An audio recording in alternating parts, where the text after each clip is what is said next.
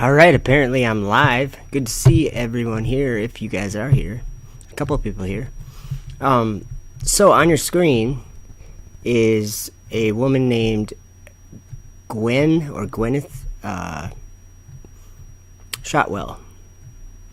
And she just recently, well, she's the COO of Spacex. She's the, I don't know her exact title, but she's in charge of everything that's going on at SpaceX, pretty much. And so she's always concerned about the astronauts because they just launched. Let me grab a image here for you guys. They just launched a Dragon capsule. Hey, Randy, good to see you. Got your regular name back. Nice. They just launched a regular Dragon capsule with 4 astronauts on it, and I will show you the 4 astronauts as soon as I get my head on straight. Sorry about that. Let's see here. Oh, okay, I see what's going on. I'm doing something wrong. Okay, so I was watching this interview that she did with 2 of these astronauts. Let's see here. Here is, this should work here. Sorry, guys. Okay, these are, whoops, we're gonna get rid of her for a minute. And these are the 4 astronauts that just launched up to the station. And the 2 in the middle here did an interview, which you can see, I've got it ready to go here, with Gwynn at SpaceX or whatever. Good to see you, Timothy and Parkway and Samson Messner and Karen Ann Preston. Good to see all you guys. You guys, okay, we're going to review, before I play this little clip, or maybe as I play this clip, we're going to review a couple Bible verses. Because I see something happening here. Hi, Hazel, good to see you. And Elizabeth, Marlo, good to see you. Honestly, I don't have to do any of the work here. I don't have to do any of the work here because Gwen and these 2 astronauts do it for me. Hi, Paul Levi. Good to see you.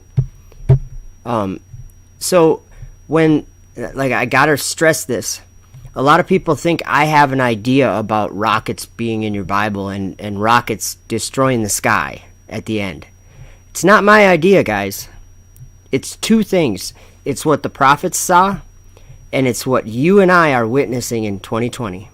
We're watching this happen. So, hi, David313. So, like, I'm probably going to play this clip 15 times. Just so people understand, because this is amazing what is said here. So, I'm going to my Google right now. Why don't I take you over there? Let me, give you the desktop so you know what's going on with me.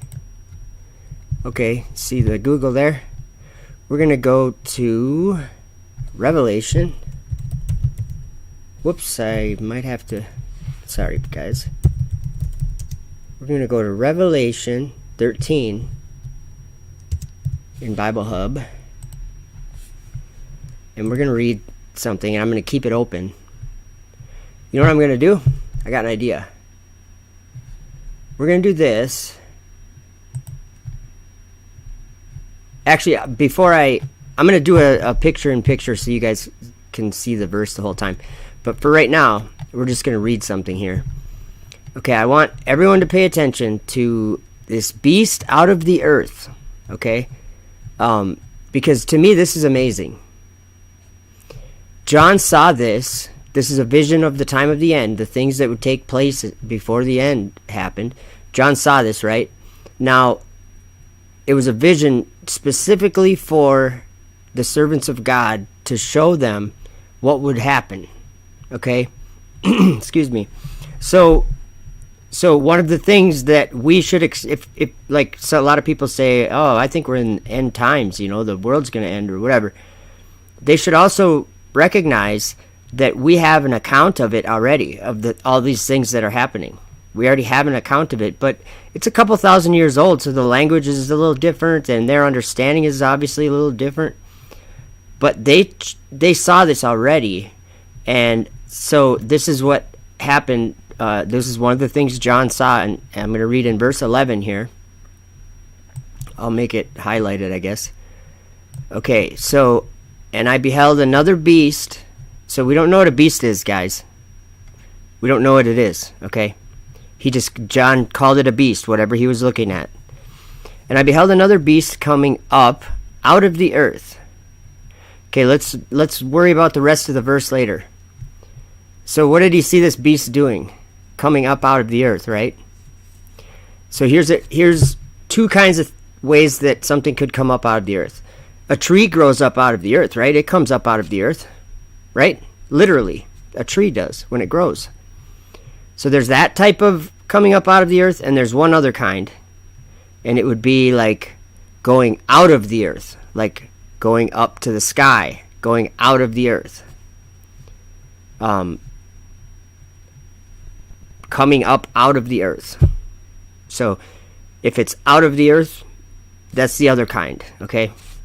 And we're actually told which one of these two kinds it is, because 2 verses later, he does something and makes fire come down from heaven. So it was going out of the earth. It was going up out of the earth. Okay, so I'll read the verse. And I beheld another beast coming up out of the earth, and he had 2 horns like a lamb, and he spake as a dragon. Okay? I want to show you one other thing really quick before we watch this interview. What were each? Okay, sorry guys. I want to show you one other thing. First, I'm going to do this. Haha, now you can see my desktop. I don't know if you guys can see that. If you're on a cell phone, it might be kind of hard to see, but we'll be able to see it. Okay, so because it is important. Whoops, wrong way. Oh, I'm on the wrong screen. Too many things going on. Okay, whoops. I guess I can't move it around though. So I'll have to zoom back out. I just want it mainly there to be a reminder to us of what it says in there. It says he saw a beast coming up out of the earth. So I just want to make it clear that yes, in this world there is something called a rocket or a space shuttle. There used to be, that they go up to the sky and they go to what they call space. Okay. Let's listen to this. This is amazing, guys. So these 2 astronauts on the right side of your screen, they just launched on a Falcon 9 rocket, which let's see here. I'm trying to think if I have a good video. I might have a video right here to take a look at.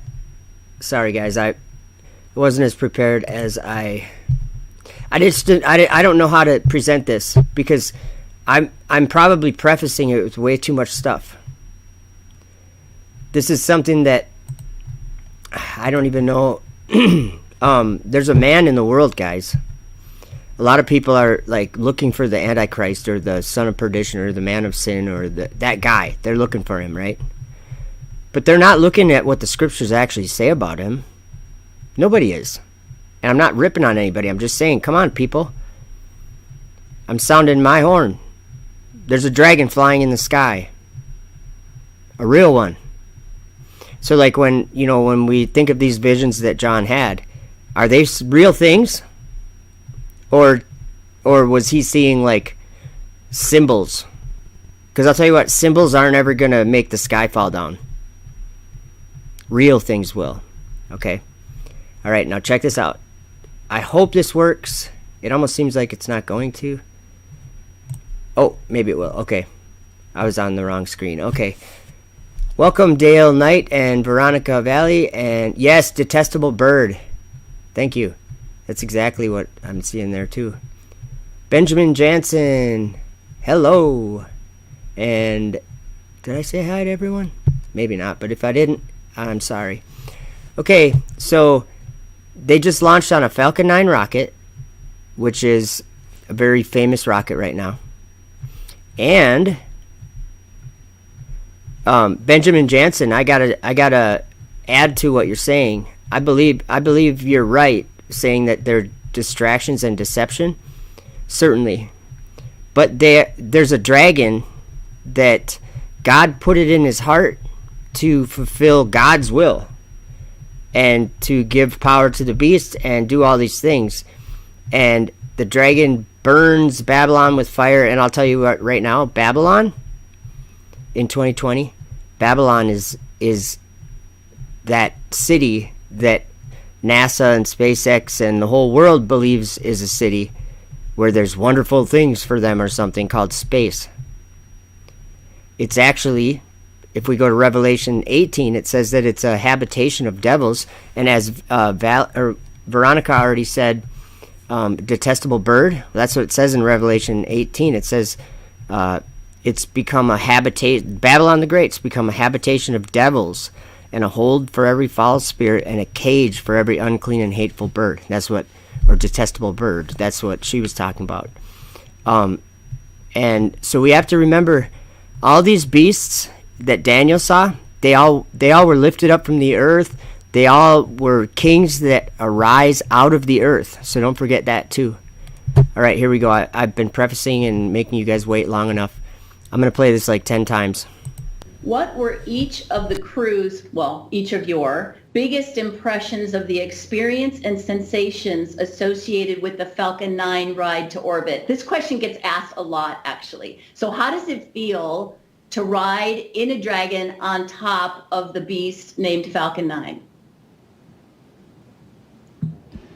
Yeah, wow. I tell you, I don't know if there's words really to properly describe what that felt like. You talk about sitting on a dragon on top of the beast, and it definitely was. You knew you were going somewhere. It actually all started earlier than that when we were doing the fueling operations, and it's talking to you the whole time. It's very, Listen, very guys. interesting to hear all of the noises that are going on from the fueling. But then once we lifted off the pad, man, it was exciting. It was an incredible ride. The throttle down, when it throttled back up, boy, you felt it. You knew you were going somewhere. The staging was incredible. We were all just smiling and beaming and high-fiving, and it was an amazing experience. Yep. And I would add to that everything that he said, and then just the G-loads that you get, and compared to the Soyuz, it's a completely different experience. And this one was a little bit longer, so we actually had to live in Dragon for quite a while. What were each of the crew's, well, each of your biggest impressions of the experience? Okay, so it's not, we're going to watch it again, because I'm sure that not everyone caught this. I like what you guys are saying in the chat. Lots of good stuff out there. I'm not sure, Captain Caveman. I saw something about that Owl's Night thing. I don't understand what they're referring to. Benjamin Jansen's right on when he says, Enoch tells us that the sun and moon are the same size, local, and the sun's 7 times brighter than the full moon. That's exactly what Enoch says.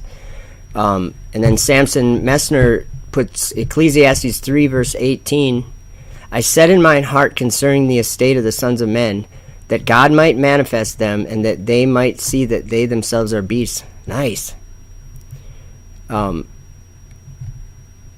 It spake, Randy Cochran says. Yeah, Captain Caveman, exactly. You can't make it up. You can't. It's just crazy.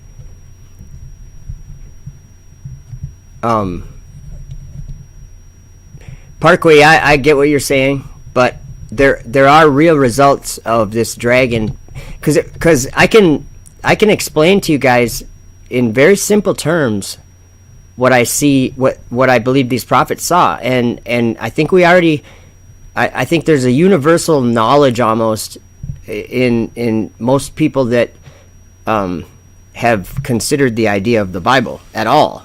You don't have to have a ton of knowledge to realize that the stars are going to fall at the end, and that the sky is going to roll up like a scroll, and this is repeated several times in the Bible.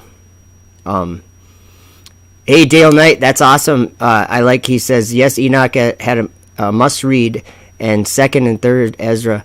We're going to be reading 2nd Esdras tonight because, yes, Ezra had a vision, and it might amaze you. It might amaze you that Ezra, how specific Ezra gets in chapters 11 and 12 in 2nd Esdras. And chapter 13, he saw a vision of the Son of Man flying with the clouds of heaven. And there was a battle, and guess who won? And that's Jesus and 10,000 of his saints. 10,000s of his saints. Let's listen to this again. Listen very carefully to what she's referring to it as. And let me actually show you an image first. Let me find an image here. I want to explain to you, just for those of you who don't really care about rockets, because it's something, who cares, right? This is the Falcon 9 rocket. It's a 2-stage rocket, which is interesting because he said he saw a beast coming up out of the earth, and he had 2 horns like a lamb, and he spake as a dragon. Okay, this part, let's see if I can, whoops, wrong screen, I can't do that. Okay, do you see where it says 2nd stage there? Do you see that little horn on the top? It's one side of it is kind of like dark blue, and the other side is white. And that's the 2nd stage of the Falcon 9, and that's the Dragon capsule up there. Let me see if I can find an image. Well, I know I can. Let me grab an image of the Dragon capsule. Actually, the thumbnail of this video has an image of the Dragon capsule, but it's not a very good image. I'll show you that one right now. Whoops, I gotta get rid of the 2nd stage, I guess, to do this. See the capsule there? It's a horn. Okay, let me show you a picture of it in real life. I just have to find one. Sorry, guys. I didn't really know exactly where I was going with this. Okay, where's the Dragon capsule? Okay, you know what's interesting? Certainly Benjamin Jansen, yes, 100% that it's talking a very specific rocket, and it happens to do this to the sky. Actually, I'll show you something very interesting. This is just a still image. I don't know who took the image, but this is from the ground of a Dragon launch and a Falcon 9. The Dragon is going one direction, and the Falcon 9 has turned around so it can come back and make fire come down on the earth from heaven in the sight of men, because it lands using thrust. You know, this part, whoops, I got to get rid of that now. This part, the 1st stage, it flips itself back around, and it lands using thrust. Same, yes, Captain Caveman, you're right on. The 4 beasts, these great beasts, which are four kings that shall arise out of the earth. That's what Daniel saw. The first was like a lion and had eagle's wings. He's talking about the space shuttle. It had eagle's wings, and Daniel watched as the wings were plucked thereof. Well, that's what happened to the space shuttle. It was retired. And then it just so happens that the next beast, the 2nd beast that Daniel saw, had feet of a bear, or it was like a bear. And I think he's talking about the Russian Soyuz. And I can show you cool imagery of all this stuff. But let's listen to this again. I just wanted to give you a little background of what this stuff all is. So he spake as a dragon. Experience and sensations associated with the Falcon 9 ride to orbit. This question gets asked a lot, actually. So how does it feel to ride in a Dragon on top of the beast named Falcon 9? Yeah, wow. I tell you, I don't know if there's words really to properly describe what that felt like. You talk about sitting on a Dragon on top of the beast. This question gets asked a lot, actually. So how does it feel to ride in a Dragon on top of the beast named Falcon 9? Yeah, wow. I tell you, I don't know if there's words really to properly describe what that felt like. You talk about sitting on a Dragon on top of the beast. This question gets asked a lot, actually. So how does it feel to ride in a Dragon on top of the beast named Falcon 9?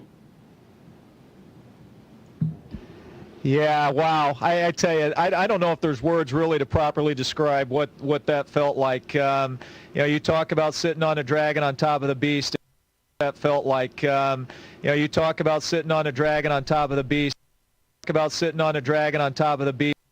Talk about sitting on a dragon on top of the beast, and it definitely was. Did you guys hear that? I hope so. I repeated it like 3 times. I think Timothy caught it. Revelation 17, verse 5 from Benjamin Jansen. And upon her forehead was a name written, Mystery Babylon, the Great, the mother of harlots and abominations of the earth. And I saw the woman drunken with the blood of the saints. And that's a good... you know what's crazy? Okay, so this is something else I'm learning. Okay, let's be logical, guys. And I like it when some people say, let's reason with each other. I have a friend that says that, and I like it when he says that. Let's reason with each other. Okay? Did John see a dragon up in the sky and give us his testimony that he saw a dragon up in the sky? Yes. I don't think anybody would disagree with that statement. Because of Revelation 12, verses 3 and 4, John tells us that he looked up to heaven and he saw a dragon. Okay? So do we look up to the sky and see a dragon? And if you actually want to get a telescope out and track the ISS to see the dragon, you can do that. Or you can look on TV and watch the dragon. Let me get a video in here if I can. I think I have a clip of the dragon being up in, I guess space is what it would be called. Problem is, it's not space. There is no such thing as space. There's the Earth and all the things in it, and then there's outer darkness. There's an abyss. There's the deep, and then God's above that. That's under God's feet. Okay.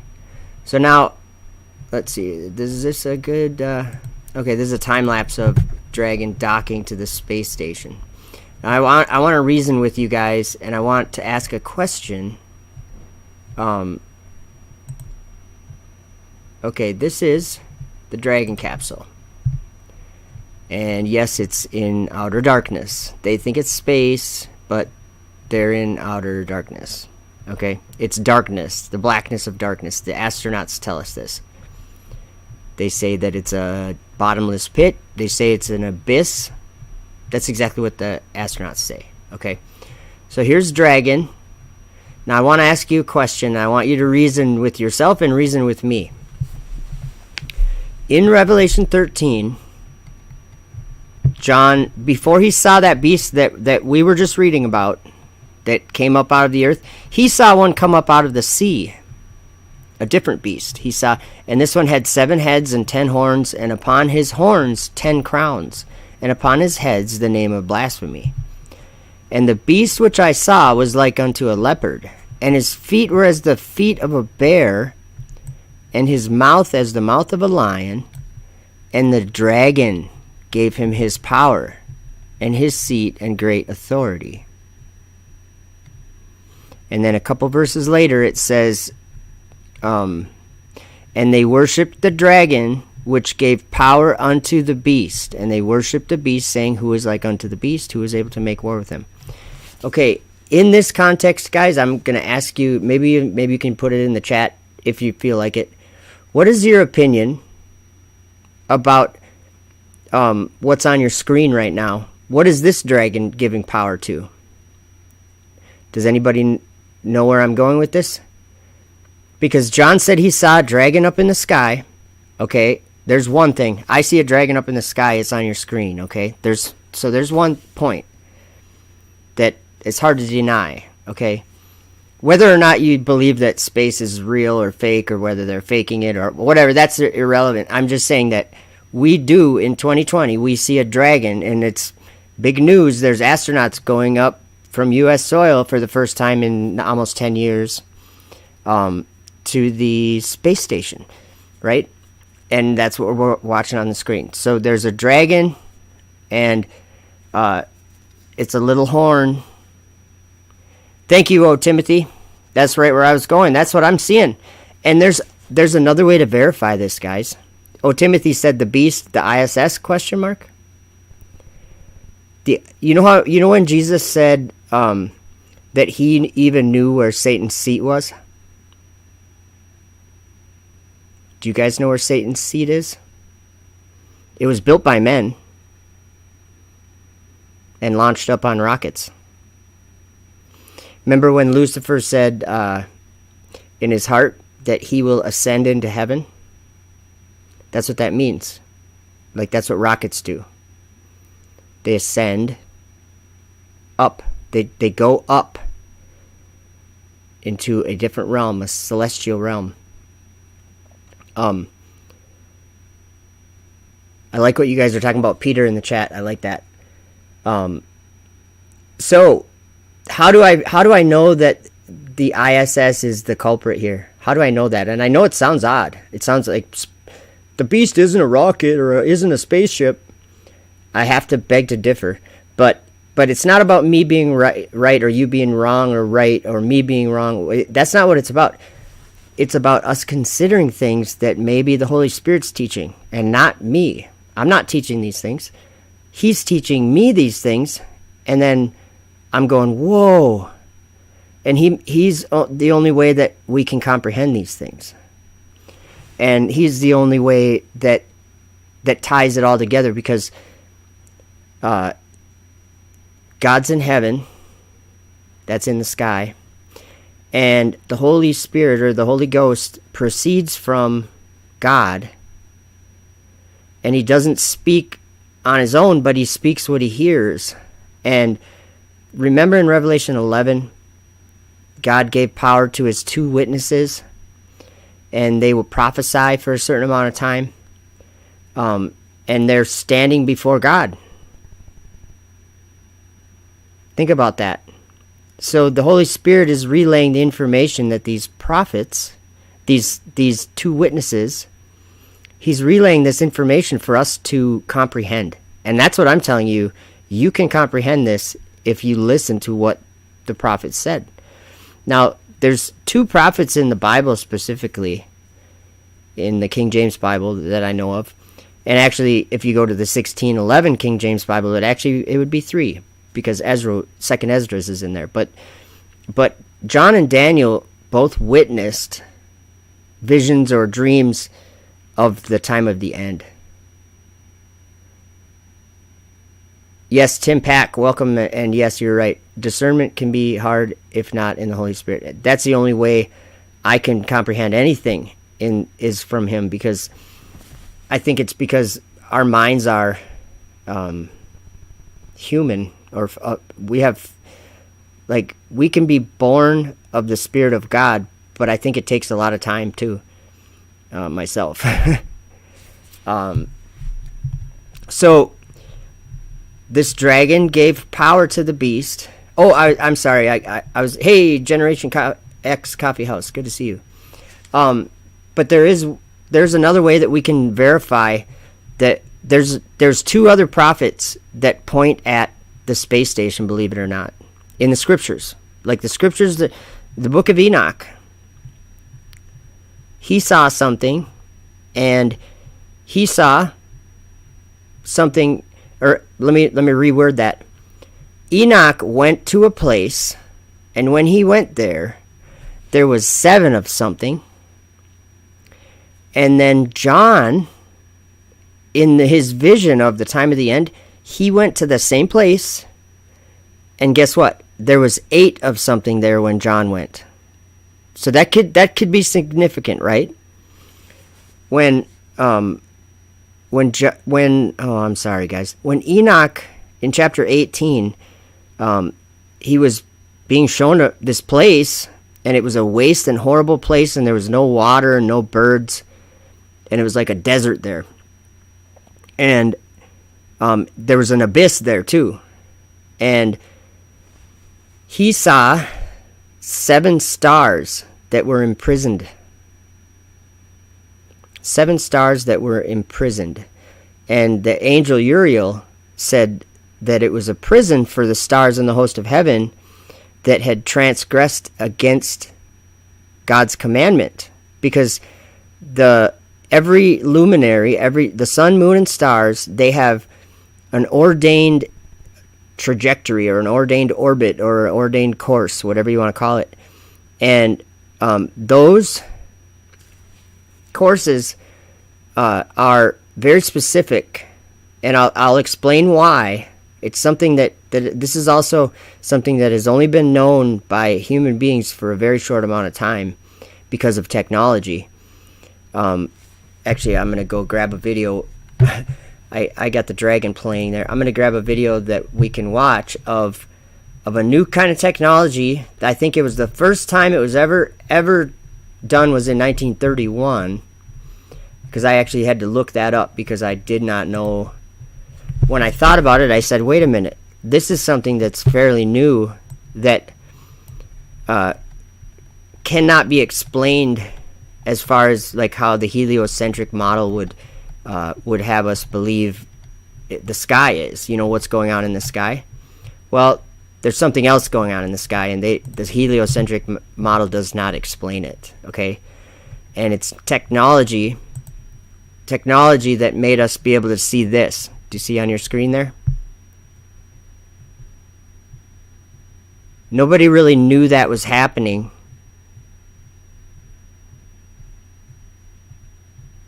Hey, Spare Room Music, good to see you. Hope you're doing well. Nobody knew this was happening, and the first time it was ever attempted to be photographed was in 1931 with the long exposure camera. It's the only way you can do this. So imagine going outside. Benjamin Jansen asks, Joe, how much of the Bible do you think is literal? How much parable? I think that it's pretty much like a person would understand it. And let me try to explain that. Jesus told a lot of parables, and the people he was telling them to knew they were parables. They didn't always understand what he was trying to say, but they knew that they were parables. If in the Bible, like literal, well, let's use an example out of Revelation. When John said, right after he saw this beast coming up out of the earth, that was speaking like a dragon, that it made fire come back down from heaven on the earth in the sight of men. I think that is literal. Now, the reason why I think it's literal is just because I take John's testimony to be true. I believe John that he saw these things. And John told us that he saw these things. So I believe that's literal. Some of the, like some things, let me think of another example. Like, it seems like when there's something that's spiritual, like let's say that the four angels that holding the four winds from destroying or from hurting the earth, they're holding back the winds from hurting the earth. I believe that that's all very literal, yet if we looked with our eyes, we wouldn't be able to see much of it, because the wind is not really visible, and angels are probably not very visible, those ones anyway. I don't know though, they could be. But so I guess it seems like the Bible gives us the context whether to understand whether it's something literal or figurative, or how it's using whatever is in question. Yeah, Randy Cochran, that's a good way to elaborate. He said he does believe in space, just not the way the so-called scientists call it space. Here's what I believe in. I believe in Genesis. Oh, wait a minute. I'm sorry. I think I missed... Jamie Sutton says, so you know the Apollo missions are BS since you don't believe in space. So you know the Apollo mission. I maybe you don't know my opinion on the Apollo missions.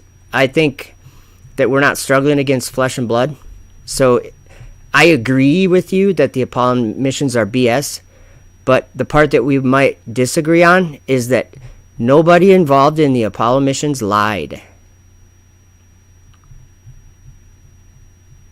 Maybe there's little lies, people lie all the time, but what I'm saying is nobody in NASA is faking anything Apollo. They're believing lies, and they're going into outer darkness and being deceived by devils. That's what I believe. Thank you for the comment, though.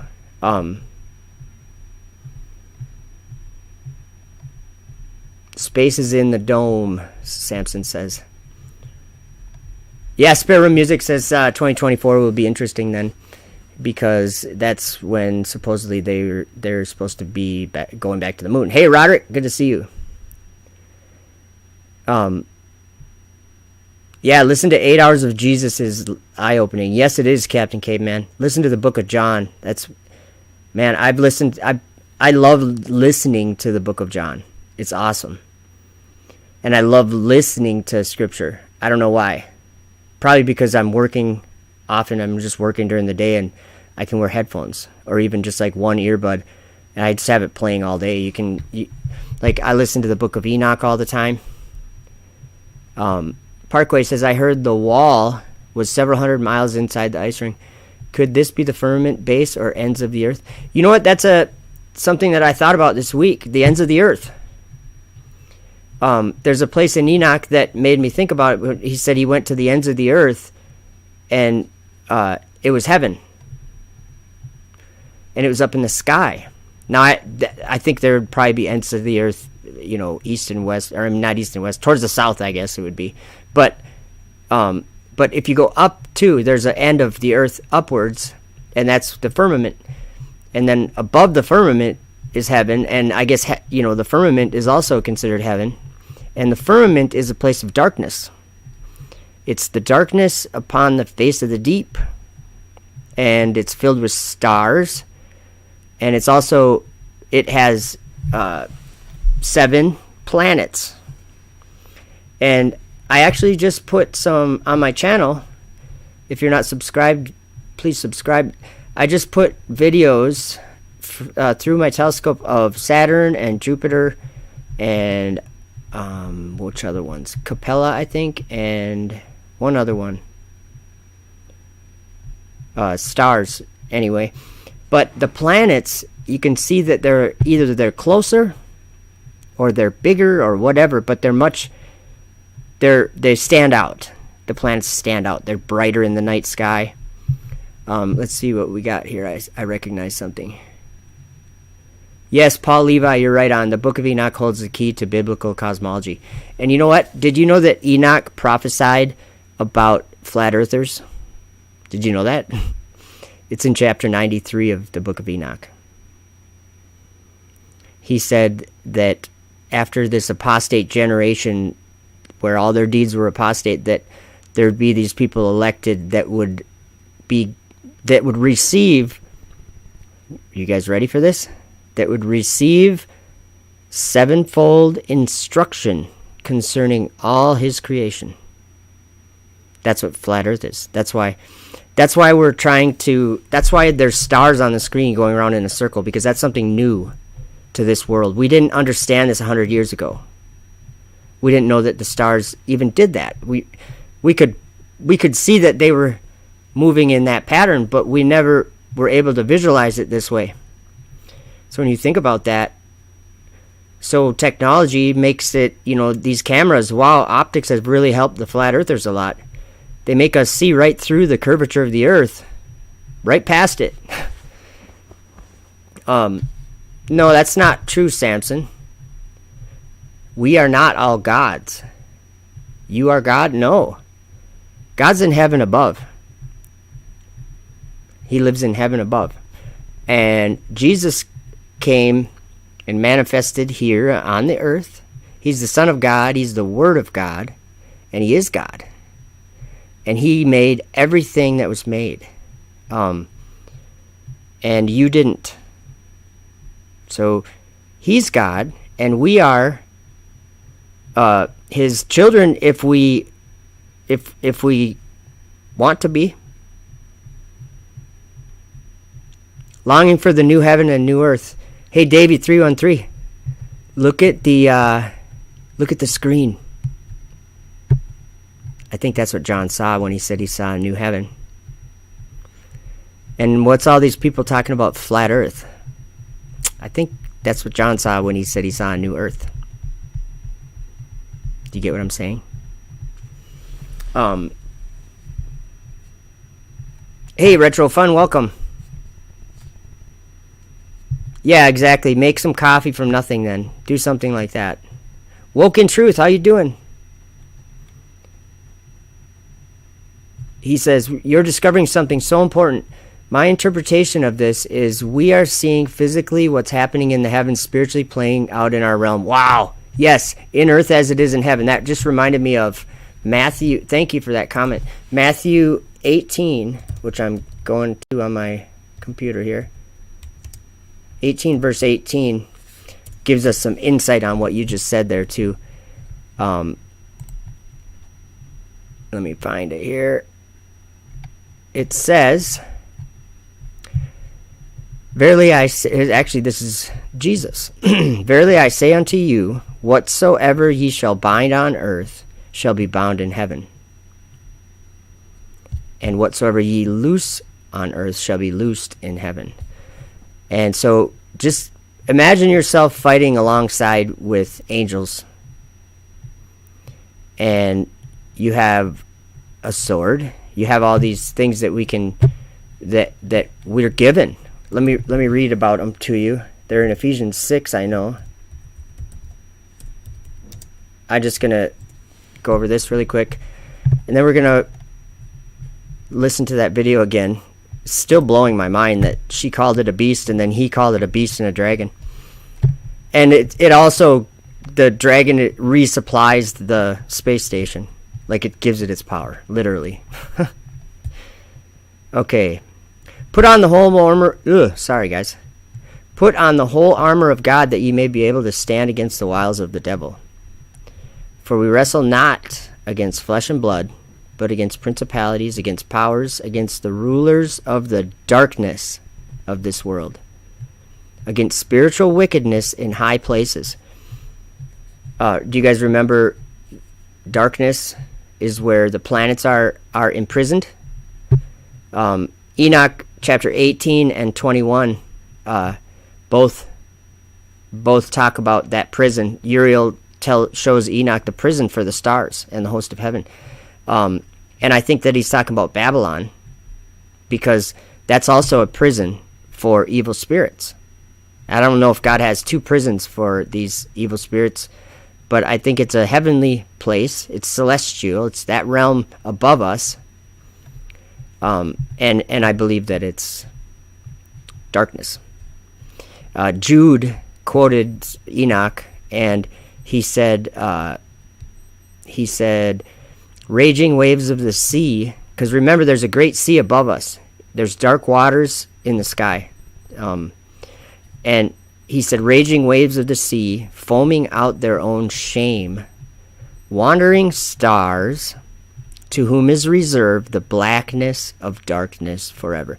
So I know that the planets, the wandering stars, are in a prison. Now, on your screen, sorry that this has just been playing like this forever, but it's so important. Every star in the sky does what's on your screen here. Every single light in the sky does this, except for 8 of them. 7 planets and 1 space station. So here's the interesting thing. I'm going to go through this. I'm just going to look it up as I'm going. But I'm going to go to Revelation 17. And I'm going to go to Enoch chapter 18. And we can tie something together that shows us that the space station is what John was talking about in Revelation when he's calling it the beast that came up from the bottomless pit. And there's so many reasons or so many ways we can verify this. Okay, Enoch chapter 18 and 21. Enoch says something about these stars. He actually calls them mountains, burning with fire. So I'll read that to you in chapter 18, and then I'll go to chapter 21 and read that, because we need to understand that this place has mountains in it, but that the mountains there were actually stars in the sky. Okay? Okay, verse 12 in chapter 18 of the book of Enoch. And I saw a deep... Oh, wait, is that right? Yeah, and I saw a deep abyss with columns of heavenly fire, and among them I saw columns of fire fall, which were beyond measure alike towards the height and towards the depth. Okay, that wasn't the verse I needed. Verse 12. And beyond that abyss I saw a place which had no firmament of the heaven above, and no firmly founded earth beneath it. There was no water upon it, and no birds, but it is a waste and horrible place. I saw there 7 stars, like great burning mountains. So that's Enoch saying that. So he's saying he saw these 7 stars that were like great burning mountains. And then that was in chapter 18. Now we're going to go to chapter 21, and he repeats himself again. Okay. Verse 1. And I proceeded to where things were chaotic, and I saw something horrible. I saw neither a heaven above, nor a firmly founded earth, but a place chaotic and horrible. So he's kind of repeating what he just said. And there I saw 7 stars of the heaven bound together in it. So they were in heaven. They were bound together in heaven. And then he says it again, like great mountains and burning with fire. Great mountains and burning with fire. Now, I was in Revelation chapter 8, and this is how the Holy Spirit can, teach things. I was reading Revelation 8, and all of a sudden I said, wait a minute, I know what he's talking about here. In Revelation 8, verse 8, John's seeing all these crazy things, and in verse 8 he says, and the second angel sounded, and as it were, a great mountain burning with fire was cast into the sea, and a third part of the sea became blood. Do you guys think he's talking about the same thing? He could be. He doesn't say that he is. But he's talking about things coming out of the sky in the previous verse. Verse 7 says, the first angel sounded, and there followed hail and fire mingled with blood, and they were cast upon the earth. And a third part of the trees was burnt up, and all the green grass was burnt up. And the second angel sounded, and as it were, a great mountain burning with fire was cast into the sea, and a third part of the sea became blood. Enoch chapter 21 says, where was it? And there I saw 7 stars of the heaven bound together in it, like great mountains and burning with fire. So this is the exact same phrase, okay? The exact same phrase. I'm not adding anything to this at all. John and Enoch both saw something that they called great mountains and burning with fire.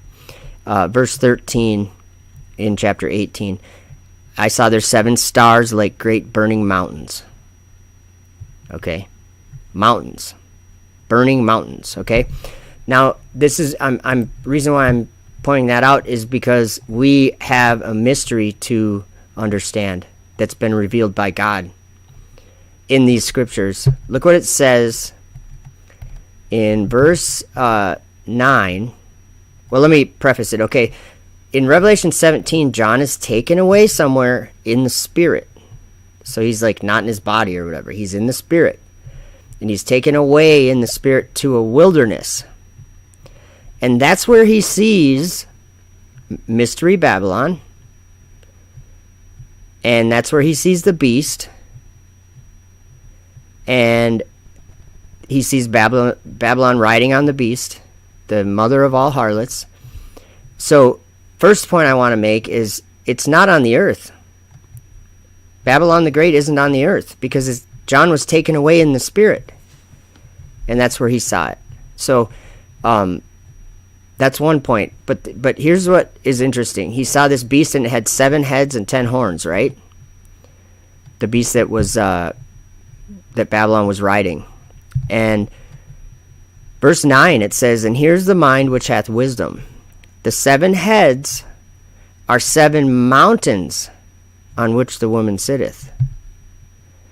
Do you guys get where I'm going with that? Or what I understand about that? So there was a beast, and it had 7 heads, and those 7 heads were mountains. Now look what it says. Remember Enoch said there were 7 mountains when he went there? Check this out. Verse 11. And the beast that was and is not, even he is the 8th, and is of the 7, and goeth into perdition. And the 10 horns which thou sawest are 10 kings, which have received no kingdom as yet, but receive power as kings 1 hour with the beast. Remember, the dragon gives his power to the beast. Gives the beast his power, seat, and great authority. Verse 13, these have one mind, and shall give their power and strength unto the beast. So this is a story. I understand what is happening here.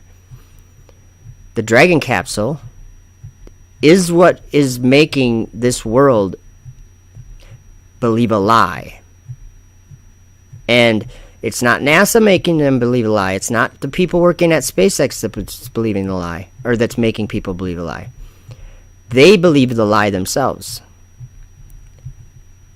There isn't a human being that's deceiving the world. It's evil spirits that are that are bound in darkness up in the sky. So there's those 7 planets that are all doing their own orbits, different orbits, and then what we have on the screen here. So a lot of people have asked me, are there more than 7 bad stars or whatever, angels? Well, I don't know how it all works, but I know that there's many more angels that are bad, but they're not all planets. There's 7 planets, 7 wandering, transgressing stars. So that, to me, we have to separate that out, because there's another. Actually, I'll read it to you. Enoch chapter 19 has some vital information in it. So there's giants in the earth in Genesis, and they were created because fallen angels came down from heaven, and they left their heavenly abode, and they came down because they lusted after women on the earth, and they I don't know what the word is, but they were became like flesh and blood when they're heavenly spirits. They're spirits of heaven. So, though they had offspring with women, and the offspring was they had giants, and it got really bad down here on the earth. But chapter 19 in the book of Enoch, which is the chapter after we were just reading about the great mountains burning with fire.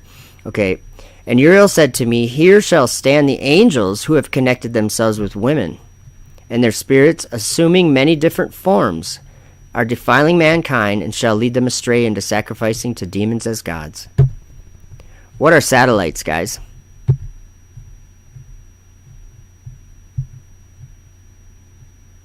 Let's watch this crazy video a couple more times, and then if I can figure out how to get there. So, yeah, I guess there's a dragon up there. I've been saying it for a long time. Let's do this too. You guys remember Apollo, right? Oops, that's muted. This decade and do the other things, not because they are easy, but because they are hard. When we could resume the dream of Apollo. The goal of SpaceX really was to make as much progress as possible to advance rocket technology to the point where hopefully we can establish a colony on Mars. Dream of Apollo. And they had a king over them, which is the angel of the bottomless pit, whose name in the Hebrew tongue is Abaddon, but in the Greek tongue hath his name Apollyon. Apollo. Apollyon. Apollo. Apollyon. And we could resume the dream of Apollo. The angel of the bottomless pit. Apollo. NASA is now embarking on a bold new program called Artemis. Artemis is the twin sister of Apollo, which is the angel of the bottomless pit. I gotta pause it because I saw Benjamin Jansen's. Samson, I get your 2 comments I got hit. Sorry guys, I'm flustering my tongue here.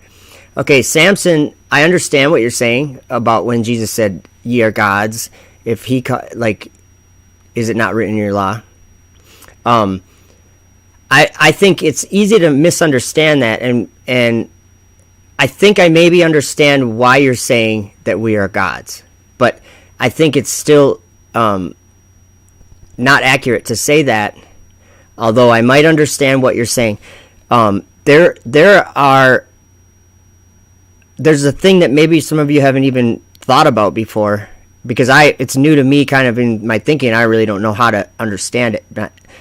Okay, let's say I was born in 1977, because I was, and I was born into this world, into the body I'm in right now, right? And let me try to keep my thoughts in the right direction here. Okay, if I believe on Jesus, and if he comes and saves me and grants me to have eternal life, what does that mean as far as in that eternal life? There's really not time, right? So if I have eternal life, doesn't that mean I was with Jesus the whole time? Because like he sent me into the world. Do you guys get what I'm saying? I think that aspect is maybe where you're going, Samson. And I just think that if you're going to come to anywhere and say that, people are going to think that you're saying the wrong thing, especially if you capitalize the G. And yeah, Timothy's right. He was quoting scripture. So, and yeah, Jesus was he's the Word of God. He is God manifest in the flesh. Jesus said, I and my Father are one. So, now let's listen to, or actually, you know what? Let's listen to this interview thing again real quick. This is crazy. What were each of the crews, well, each of your biggest impressions of the experience and sensations associated with the Falcon 9 ride to orbit? This question gets asked a lot, actually. So how does it feel to ride in a Dragon on top of the beast named Falcon 9? Yeah, wow. I tell you, I don't know if there's words really to properly describe what that felt like. You talk about sitting on a dragon on top of the beast, and it definitely was. You knew you were going somewhere. It actually all started earlier than that when we were doing the fueling. So you know how the dragon literally ascends into the sky, okay? And you know how John said that he saw this dragon and it was fighting with Michael and his angels, and then he said that the dragon was none other than Satan, right? So isn't it interesting that Lucifer says in his heart that he's going to ascend into heaven, and there's a dragon in 2020 ascending into heaven, deceiving the world? Yeah, isn't that crazy? I'll play that again here. This question gets asked a lot, actually. So how does it feel to ride in a dragon on top of the beast named Falcon 9? Yeah, wow. I tell you, I don't know if there's words really to properly describe what that felt like. You talk about sitting on a dragon on top of the beast, and it definitely was. You knew you were going somewhere. It actually all started earlier than that when we were doing the fueling operations, and it's talking to you the whole time. It's very, very interesting to hear all of the noises that are going on from the fueling. But then once we lifted off the pad, man, it was exciting. It was an incredible ride. The throttle down, when it throttled back up, boy, you felt it. You knew you were going somewhere. The staging was incredible. We were all just smiling and beaming and high-fiving. It was an amazing experience. Yep. And I send you forth as sheep in the midst of wolves.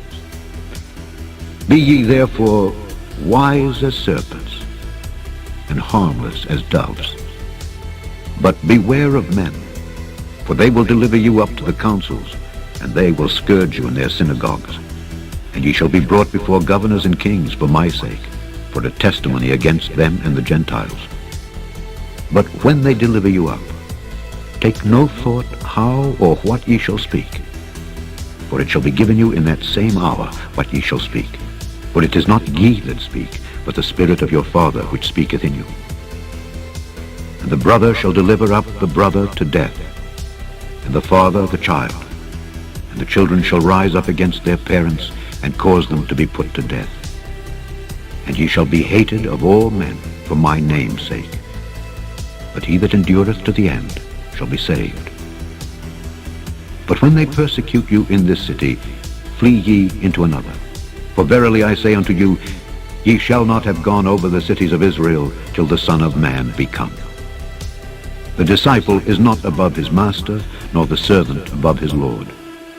It is enough for the disciple that he be as his master, and the servant as his Lord. If they have called the master of the house Beelzebub, how much more shall they call them of his household? Fear them not, therefore, for there is nothing covered that shall not be revealed, and hid that shall not be known. What I tell you in darkness, that speak ye in light, and what ye hear in the ear, that preach ye upon the housetops. And fear not them which kill the body, but are not able to kill the soul. But rather fear him which is able to destroy both soul and body in hell.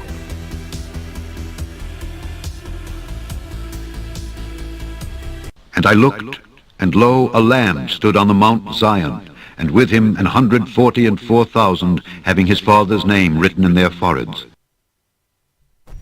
Welcome, Nassie, is it? It says, why are there words missing from your Bible?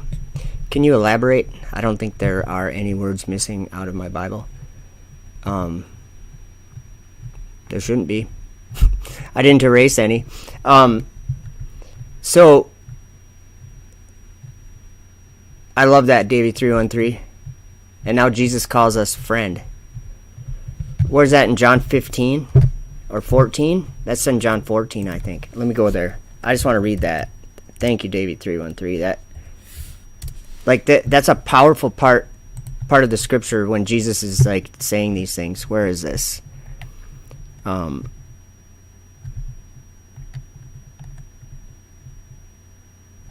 Even the Spirit of truth, whom the world cannot receive, because it seeth him not, neither knoweth him, but ye know him, for he dwelleth with you and shall be in you.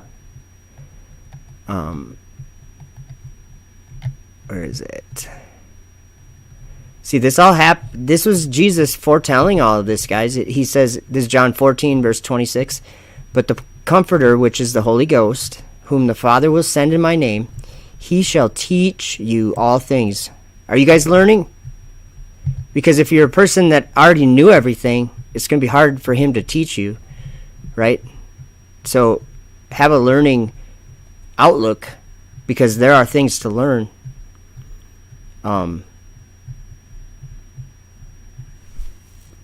Let's see here. I think I didn't get to the friends part yet, but I do love what he says in verse 27. Or actually, I didn't even finish it. He shall teach you all things, and bring all things to your remembrance, whatsoever I have said unto you. Peace I leave with you, my peace I give to you, not as the world giveth, give I unto you. Let not your heart be troubled, neither let it be afraid. That's awesome. It's in John 15, I think, I guess. Let's see. Oh, yeah, right here. This is verse 13. Greater love hath no man than this, that a man lay down his life for his friends. Ye are my friends, if ye do whatsoever I command you. Henceforth I call you not servants, for the servant knoweth not what his Lord doeth. But I have called you friends. Now listen to what he says here. For all things that I have heard of my Father, I have made known unto you. Ye have not chosen me, but I have chosen you, and ordained you, that ye should go and bring forth fruit, and that your fruit should remain, and whatsoever ye shall ask of the Father in my name, he may give it to you. These things I command you, that ye love one another. If the world hate you, ye know that it hated me before it hated you. If ye were of the world would love his own. But because ye are not of the world, but I have chosen you out of the world, therefore the world hateth you. That reminded me of when he said, I don't remember where it is, but he said, I will take you from among the heathen and place you in your own land. I've never done this before, but put like a number, like a 1 in the chat if you understand that this is happening right now, that he's taking us from among the heathen and putting us in our own land, and it's quite literal. I'll put a 1 in the chat, because I just want, like, it's hard sometimes to know, for me to know if people are even getting what I'm saying. Do you know what I mean? So I don't know. It's probably like kind of weird to do all that chat stuff. I'm just curious if you guys grasp what I'm seeing here. I know Davey 313 does, especially since she moved from Australia to Hawaii. I'm just kidding. I thought she lived in Australia and she lives in Hawaii. I felt really bad about it because I've known Davey 313 for a long time now.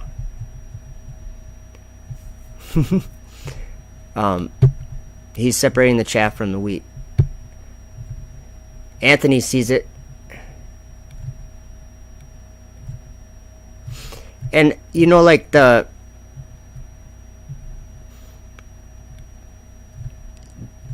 some of us see, this is kind of like it's hard to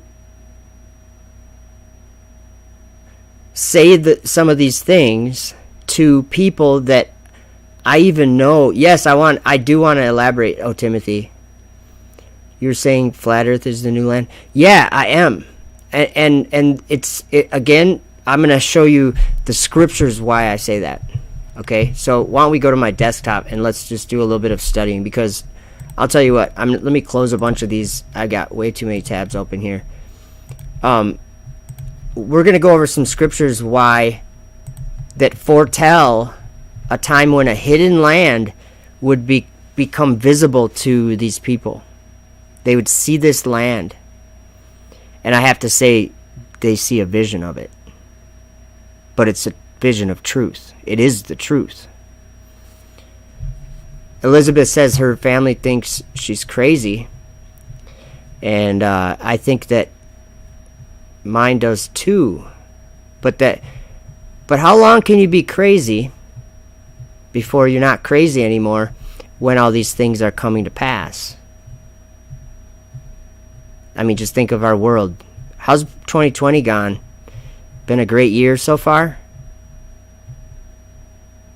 There's things happening, and I think anybody that lives on the ground that we live on knows it in their heart that something is happening. And God is making them know. And I love watching it. I love that I get to witness this, because I know a lot of the people around me, and that kind of goes into what I was saying. It's hard for me to say some of these things to people. Like I have a lot of friends, moderators that are flat earthers, and I have a lot of them that are strongly against that. Spare Room Music is one of them, but one of the nicest guys that comes to my channel, and very, good to have a conversation with. But he's on one side, and I'm on the other side. And it's pretty clear. I don't know if you're still in here, but if you are, there's something to be said that he knows what I say because I'm saying it on YouTube, but he's not going to say anything other than what he believes or whatever. So I think that that's good when people can be like that. But I only believe these things because I believe what God told us. I believe what he says, and I believe he's saying it now. And so for me to talk to people like Sparrow Music, it almost feels like I have to talk in a different way. But I think that they grasp the things that I'm saying. Doesn't mean they have to believe them. They might think I'm a kook, and I have other people, I'll call them friends of the channel or whatever, that think I'm a kook. But they come here and maybe it's interesting to them or whatever, or they're just like friends. And right now I'm thinking of Sparrow Music. That's the only one I can think of off the top of my head right now. But it's because there's like some kind of, I think that from my point of view, it's my responsibility because I'm bearing witness. Jesus said that this would happen. He actually said it in, let me give you my desktop and we'll look it up. He said it in John 15 or John 6:15, somewhere in there. And we were just there, but then I closed it down. I just about closed my live stream tab. That would not be good. That Anthony, that's probably right. They don't have the mind of Christ, or they haven't received they haven't received the truth. They've rejected it. And it's so crazy that, yes, I am talking about a very specific truth that came into our world. I didn't decide what it was. Who decided who? Okay, it wasn't Mark Sargent who decided what it was. It was Jesus. Because he even told us that he was going to do that. I'm terrible at multitasking here. Let's go to John 14. And I didn't get you over there yet. I'll get you in a second to my desktop. Let's go to John. I don't know why I keep saying 14. Well, that's where we're going to be. And then I got to figure out how to get you guys over to the desktop. Okay. There. You can see John 14. Okay. Let's flip to John 15. Yeah, it's right here at the very end. If you believe him, what does he say here? Okay, he's talking again about when the Comforter is coming. Okay, he keeps saying he's going to send us this Spirit, this Holy Ghost. He's going to send this Comforter to us to teach us what the truth was. All the truth. And Jesus said, I'll bring it to your remembrance or whatever. But look what it says here. Verse 26. But when the Comforter is come, whom I will send unto you from the Father, even the Spirit of truth, which proceedeth from the Father, he shall testify of me.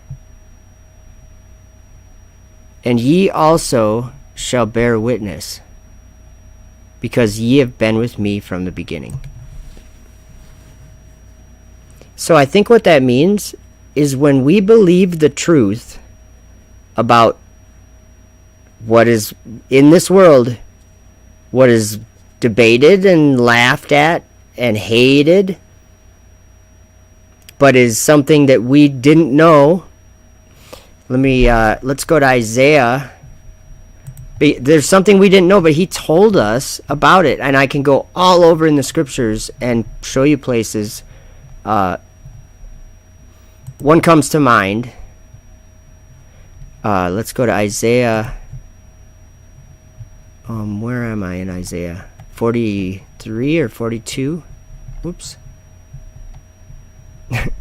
Sensitive. Okay, let's see. Maybe this will ring true to some of you guys that are seeing truth and learning things that you didn't know. Just like me.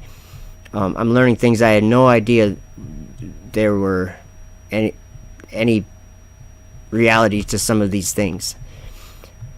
Verse 6 in Isaiah 42. I, the Lord, have called thee in righteousness, and will hold thine hand, and will keep thee, and give thee for a covenant of the people, for a light of the Gentiles.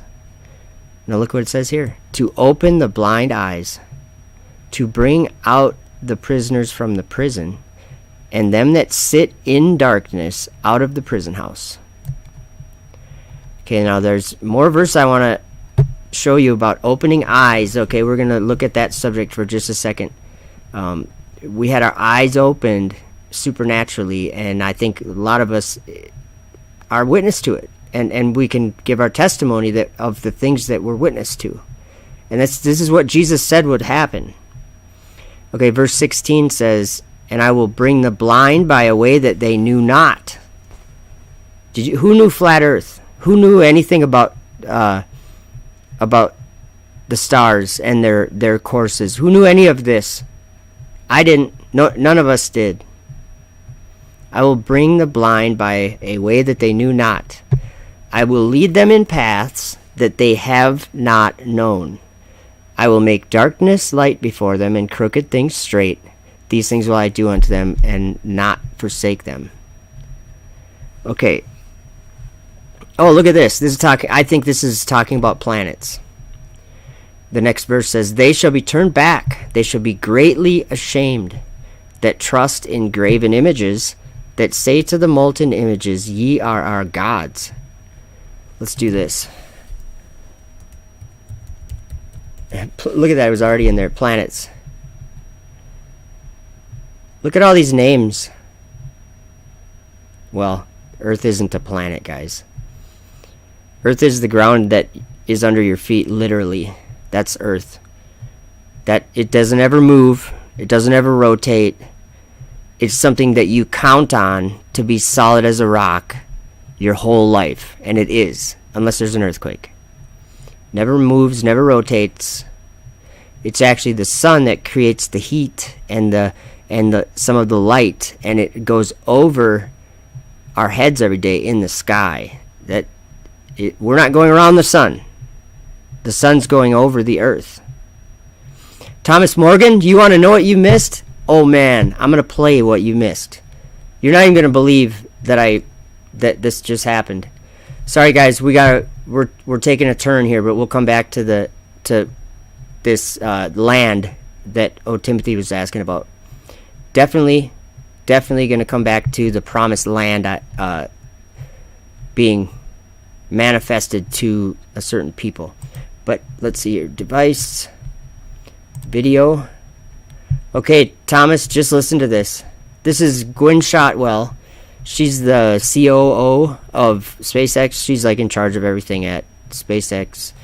I think in Texas and like all the operations. She's been there since the beginning.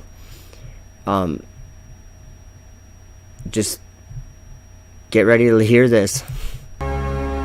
Whoops, wrong video. Sorry guys. This one. What were each of the crews, well, each of your biggest impressions of the experience and sensations associated with the Falcon 9 ride to orbit? This question gets asked a lot, actually. So how does it feel to ride in a Dragon on top of the beast named Falcon 9? Yeah, wow. I tell you, I don't know if there's words really to properly describe what that felt like. You talk about sitting on a dragon on top of the beast, and it definitely was. You knew you were going somewhere. It actually all started earlier than that when we were doing the fueling operations, and it's talking to you the whole time. It's very, very interesting to hear all of the noises that are going on from the fueling. But then once we lifted off the pad, man, it was exciting. It was an incredible ride. The throttle down, when it throttled. A lot, actually. So how does it feel to ride in a Dragon on top of the beast named Falcon 9? Yeah, wow. I tell you, I don't know if there's words really to properly describe what that felt like. You talk about sitting on a dragon on top of the beast, and it definitely was. You knew you were going somewhere. It actually all started earlier than that when we were doing the fueling operations, and it's talking to you the whole time. It's very, very interesting to hear all of the noises that are going on from the fueling. But then once we lifted off the pad, man, it was exciting. It was an incredible ride. The throttle down, when it throttled back up, boy, you felt it. You knew you were going somewhere. The staging was incredible. We were all just smiling and beaming and high-fiving, and it was an amazing experience. Yep. And I would add to that everything that he said, and then just the G-loads that you get, and compared to the Soyuz, it's a completely different experience. And this one was a little bit longer, so we actually had to live in Dragon for quite a while. What were each of the crews, well, each of your biggest impressions of the experience and sensations associated with the Falcon 9 ride to orbit? This question gets asked a lot, actually. So how does it feel to ride in a Dragon on top of the beast named Falcon 9? Yeah, wow. I tell you, I don't know if there's words really to properly describe what that felt like. You talk about sitting on a Dragon on top of the beast, and it definitely was. You knew you were going somewhere. Ride to orbit. This question gets asked a lot, actually. So how does it feel to ride in a Dragon on top of the beast named Falcon 9? Yeah, wow. I tell you, I don't know if there's words really to properly describe what that felt like. You talk about sitting on a Dragon on top of the beast, and it definitely was. You knew you were going somewhere. It actually all started earlier than that when we were doing the fueling operations, and it's talking to you the whole time. It's very, very interesting to hear all of the noises that are going on from the fueling. But then once we lifted off the pad, man, it was exciting. It was an incredible ride. The throttle down, when it throttled back up, boy, you felt it. You knew you were going somewhere. The staging was incredible. We were all just smiling and beaming and high-fiving, and it was an amazing experience. Yep. And I would add to that. Okay, so there's more to add here. Isn't that nice, Thomas? Good stuff. So keep in mind, like, I have a video on my channel. It's probably called Enoch 71 or something. Maybe it's called something about the North Star. I don't know. I'm not gonna play the whole thing. I'm just pausing it or turning the audio off. This has footage. There's the North Star through my telescope. But I want to, okay, oops, I'm just skipping around the video to show you something. I guess it's probably more about here or something. So that's Polaris. It's not very good footage of it. But I thought if I let it play that it would get to the right part. It's taking longer than I thought, but oh, come on. Okay, do you see that? Do you know what that is? That's times and laws, and seasons and days and years. That's what that is. I'm just moving it back and forth now. Oops, I thought I was. Okay, so do you see what they're doing? They're turning. Let me play it again now. I think my program is having a little bit of trouble keeping up here. Okay. You see that? Well, Enoch said he went up to that one in the middle, that all those things are flying around. And he said that there's a throne there. And that all those things going around it were angels encircling it, encircling the throne. That's what I believe. So back to, whoops, not webcam. Hey guys, how's it going? Let's see here. Desktop. Sorry about that. This is these planets here. Okay, good. Oh, Timothy's got a challenging question for me. But these planets here, these 7, because the Earth doesn't count, it's not in there. It's not a planet. But these 7 that are in the sky, those are those evil transgressing stars. And they're doing that to deceive us. Okay, Timothy says, what is the daily sacrifice and how it would be taken away? That's a good question. All I've assumed in my mind, is that, first of all, I don't know. That's what I would say. But in my mind, I'll try to explain kind of where my mind goes. Is that maybe if we're not going to believe the truth, and if we're believing something that we've been deceived to believe in since we were born, like it's been a generational thing that maybe that it's happened or whatever. But see, my understanding is that it was something hidden. It was a secret kept since the foundation of the world. So all the generations of people before us, they were likely under more like the heliocentric model or whatever that was.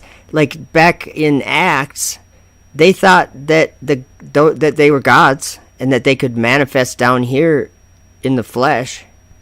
And they thought Paul and Barnabas were, what was it, Mercury and Jupiter. How's that? We've believed a lot of things throughout time, I'm sure. But included in all of those times is that these are gods. And now in our time, we consider them to be places that we have the ability to go to. So that's where we are in this world. People think that they're places to go to. And I think that God even told us about that. So back here, that's why we were, ye are our gods. Those are all names of gods, I guess. Okay, now look at verse 18. Hear ye deaf, and look ye blind, that ye may see. Who is blind but my servant, or deaf as my messenger that I sent? Who is blind is he that is perfect, blind as the Lord's servant. Okay, let's see here. Who among you, I'm just skipping down here. Who among you will give ear to this? Who will hearken and hear for the time to come?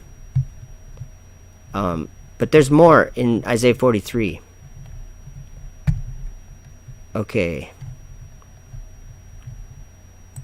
Verse 8. Bring forth the blind people that have eyes, and the deaf that have ears. Let all the nations be gathered together, and let the people be assembled. Who among them can declare this, and show us former things? Well, I learned what former things are, guys. And we'll go in that in a second. So they're going to declare these former things. Let them bring forth their witnesses, or that they may be justified, or let them hear and say, it is truth. Verse 10, ye are my witnesses, saith the Lord.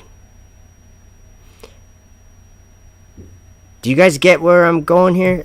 What I'm saying is that this is almost like a commandment given to not every one of us, but to some of us. And it's not about elevating a person's status or something.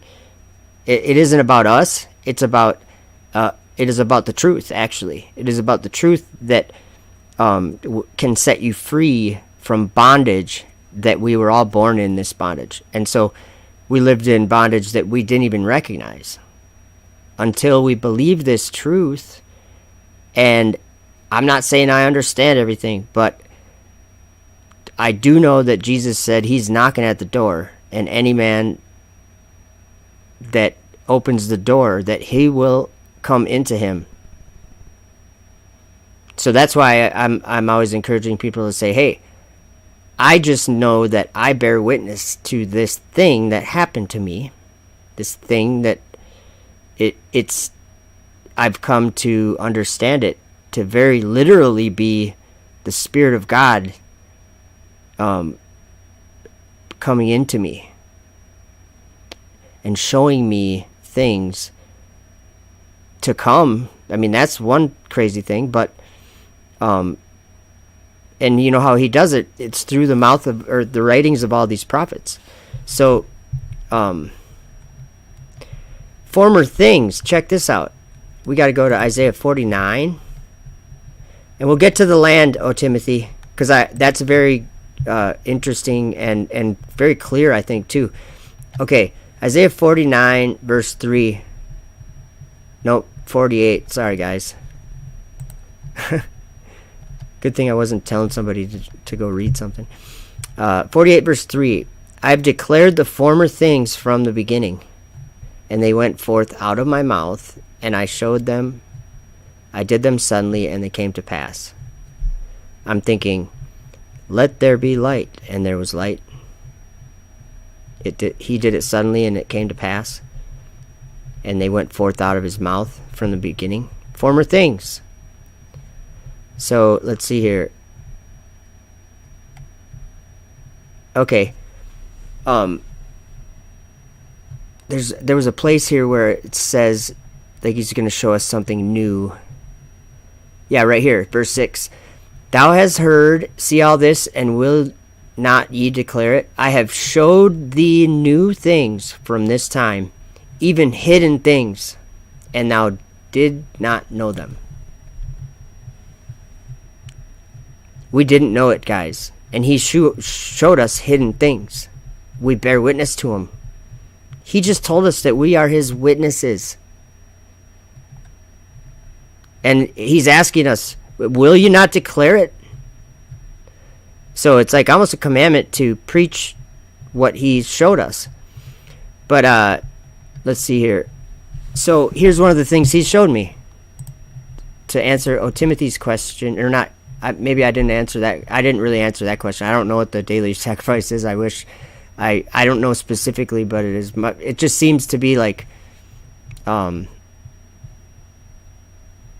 think that when you're believing a lie in the time that we live in, anyway, that Jesus didn't have his face turned towards us until a time when something changed. Do you know what I mean? I think for many centuries or whatever, that, and I'm not saying that people aren't saved during that time, because people will jump to that too. Jesus actually spoke about that in John 15 verses 22 through 27. He said, if he didn't come and do something here that no other man could do, that then they didn't have sin. And I think what that means to me is he did a miracle and opened my eyes. And I know a lot of you out there too opened your eyes to things you didn't even imagine. You didn't even expect could be possible.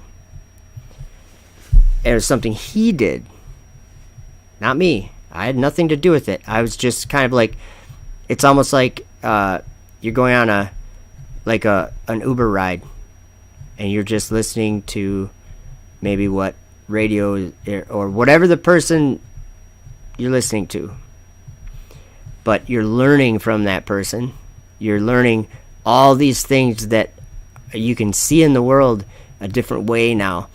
An example is the idea of abortion or something. Well, just so we're all clear about one thing is who would think of that? Okay? Who would think of that?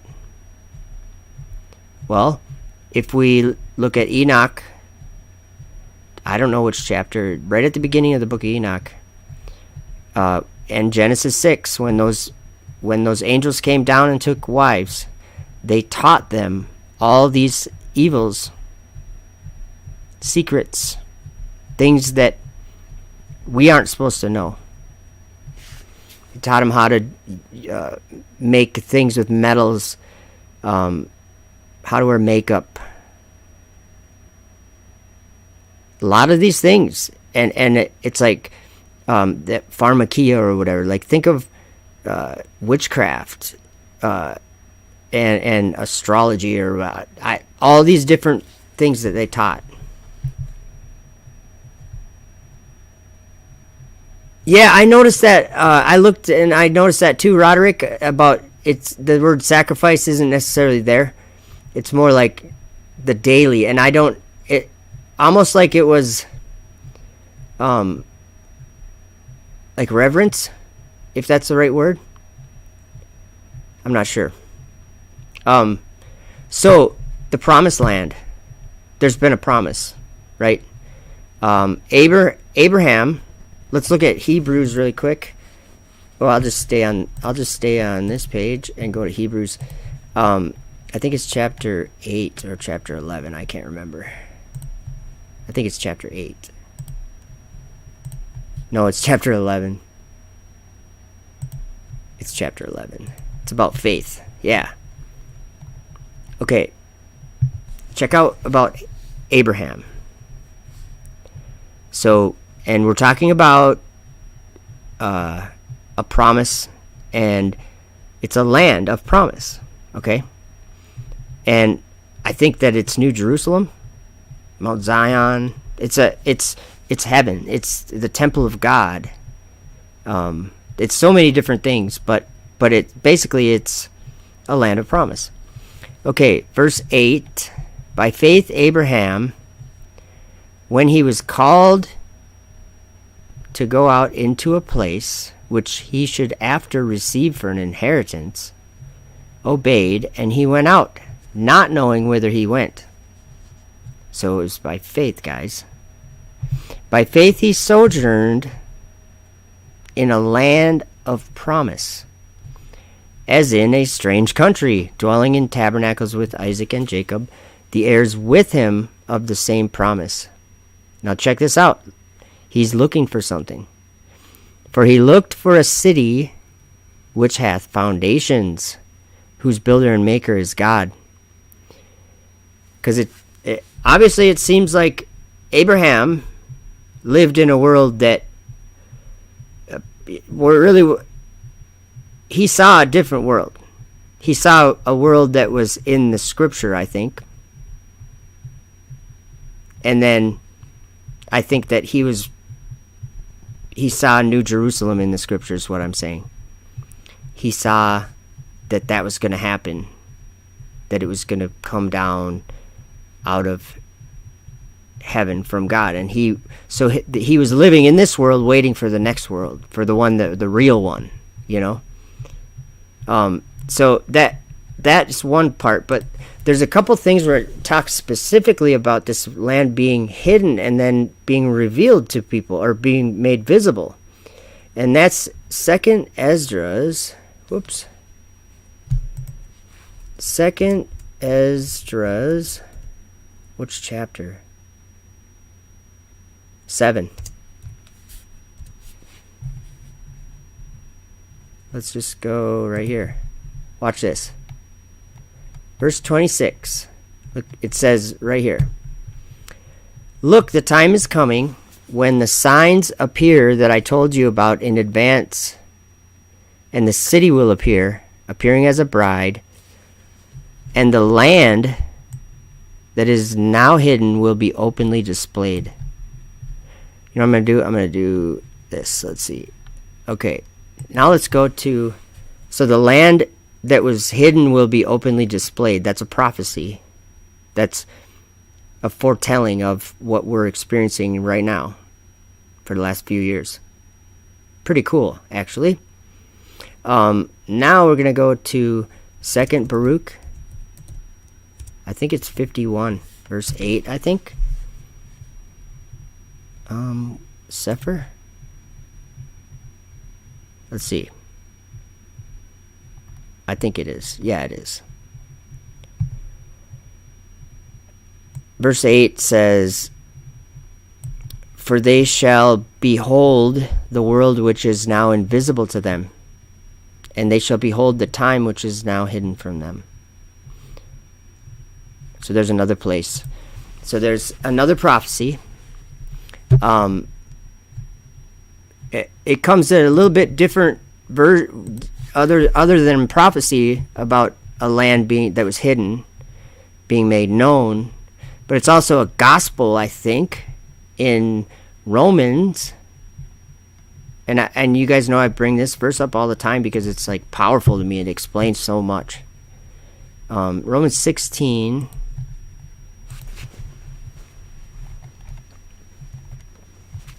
(25) and 26. Check this out. This is Paul. Now to him that is of power to establish you according to my gospel and the preaching of Jesus Christ, according to the revelation of the mystery, which was kept secret since the world began, but now is made manifest, and by the scriptures of the prophets, according to the commandment of the everlasting God, made known. Check that out. Made known to all nations for the obedience of faith.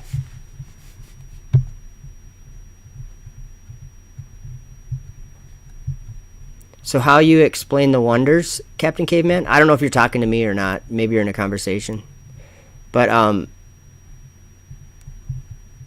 like he doeth great wonders like that. I got a video to play. And actually, this was the next video. I started it already. Or no, I didn't. But I think I have it in here. Yeah, the Apostle John. John was in the Isle of Patmos. And he wrote some things down. And they're so important. I agree, Theodore Daniel. He says, prepared as a bride, the 144K are the gates to enter the city. They're you know what else, who else they are? They're in John 17, because Jesus was praying for both sheepfolds or whatever. Well, yeah, he was praying for yes, the earth is flat, Davey 313. I agree 100%. Where was I going here? John 17. This was Jesus praying. And it's good stuff. So, 2nd Esdras 7 says, there's another place in 2nd Esdras, I'm just not sure where it is, that talks about the land that was hidden being openly displayed or being made visible or whatever. Let's see here. Let's go KJV. So I'm still commenting on Theodore Daniel's comment about the children of Israel. Look what it says here. Sanctify them through thy truth. Thy word is truth. As thou hast sent me into the world, even so have I also sent them into the world. You know, Jesus isn't bound by time, and he's had disciples always. So in this story here in John 17, he was praying. He was in a man's body, just like us, and he was praying to God, his Father. Okay? And he was saying, as he's praying, he's saying that he already sent them into the world. But he's saying, he's talking about his disciples. So what I'm saying is, this is something amazing, actually. But look what it says. The obedience of faith, or this is what Paul says. So Paul knew a mystery, and I would argue that even if you're on whatever the side of the debate you're on, if you're with Davey and the earth is flat, or if you're with Spare Room Music and it's not, we both know that there's been a mystery. I'm not saying it's accurate to the people that think that flat earth is crazy, but there's a mystery been revealed. And it came from on high. It came from the clouds. That's why I always say Jesus is flying with the clouds of heaven. Now I'm hungry too, David 313. Thanks, Retro Fun. I need a pancake now. Pass the syrup. No kidding. Okay, here's the video. The Apostle John. He saw a vision, guys, of a dragon.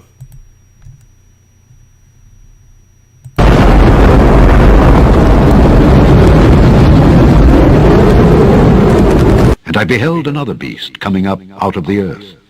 And he had two horns like a lamb, Liftoff of the SpaceX Falcon 9 rocket, launching Dragon to the International Space Station. and he spake as a dragon. And he exerciseth all the power of the first beast before him, and causeth the earth and them that dwell therein to worship the first beast, whose deadly wound was healed. And he doeth great wonders, so that he maketh fire come down from heaven on the earth in the sight of men. And stage 1 entry burn is underway. Here's the great wonders. Burn of about 10 seconds.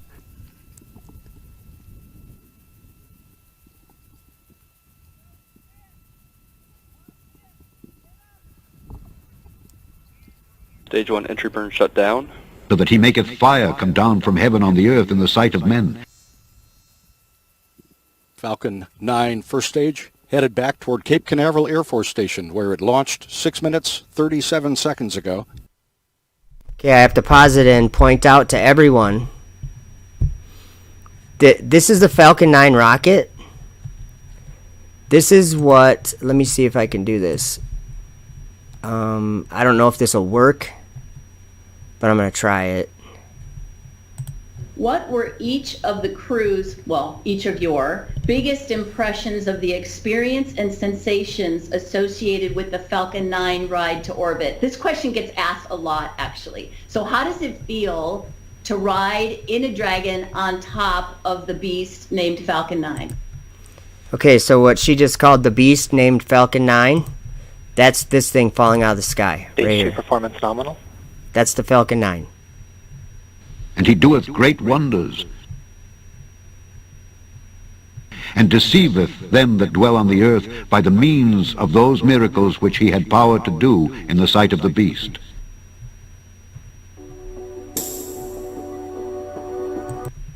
He makes fire come down. Okay, so there's a beast coming up out of the earth that John saw, and it was speaking like a dragon, and it had two horns like a lamb,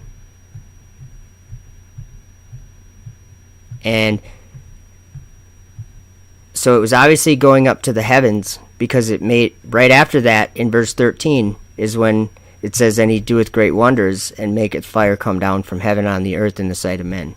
So that's why I was saying we know what kind of coming out of earth it's talking about. It's not like the tree growing out of the earth. It's not like that. It's not a man coming to power. It's not that. Because it made fire come down from the heavens. So it was something going up to the heavens. Yes, Captain Caveman, it is right in front of us. Now here's the thing. You know how God can reveal these things to us? Well, they have to exist and be performing their fulfilling the scriptures for us to grasp it. Before, let's go back 100 years. There's no way to understand this way, is there? So, and there's such an important thing about realizing what the darkness upon the face of the deep is. It's a prison of evil spirits, and NASA and SpaceX are breaking in there more and more, cracking the sky open more and more. And Enoch 67 even goes into detail about that. Those waters, the springs, from them ascending through those waters, it changes the temperature, and those waters become a fire which burns forever. And I'm pretty sure that that's kind of like going to consume the whole earth. And that's real. So I don't know how that's going to go. I don't know what that's going to look like. All I know is what John and Daniel and Ezra said it was going to look like.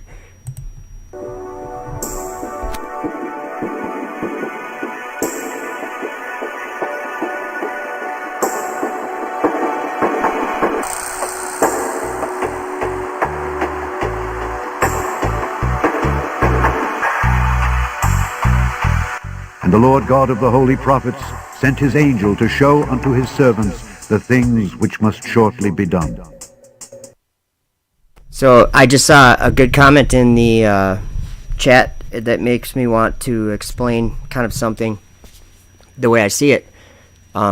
Seth Jordan says, I believe those SpaceX landings are complete BS, CGI, trickery. Let me change your mind.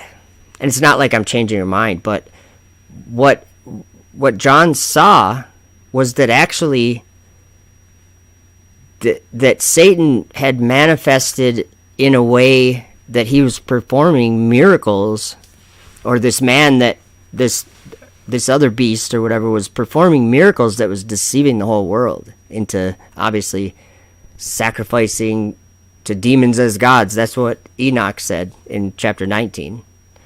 But so it's very specific, it's very specific talking about those landings. Very much so, because he sees in Revelation 13 verse 11, here I'll go there and I'll just read it. Verse 11, it says, and I beheld another beast coming up out of the earth. So I'm just saying, think of a rocket. That goes up out of the earth, right? And he had 2 horns like a lamb, and he spake as a dragon.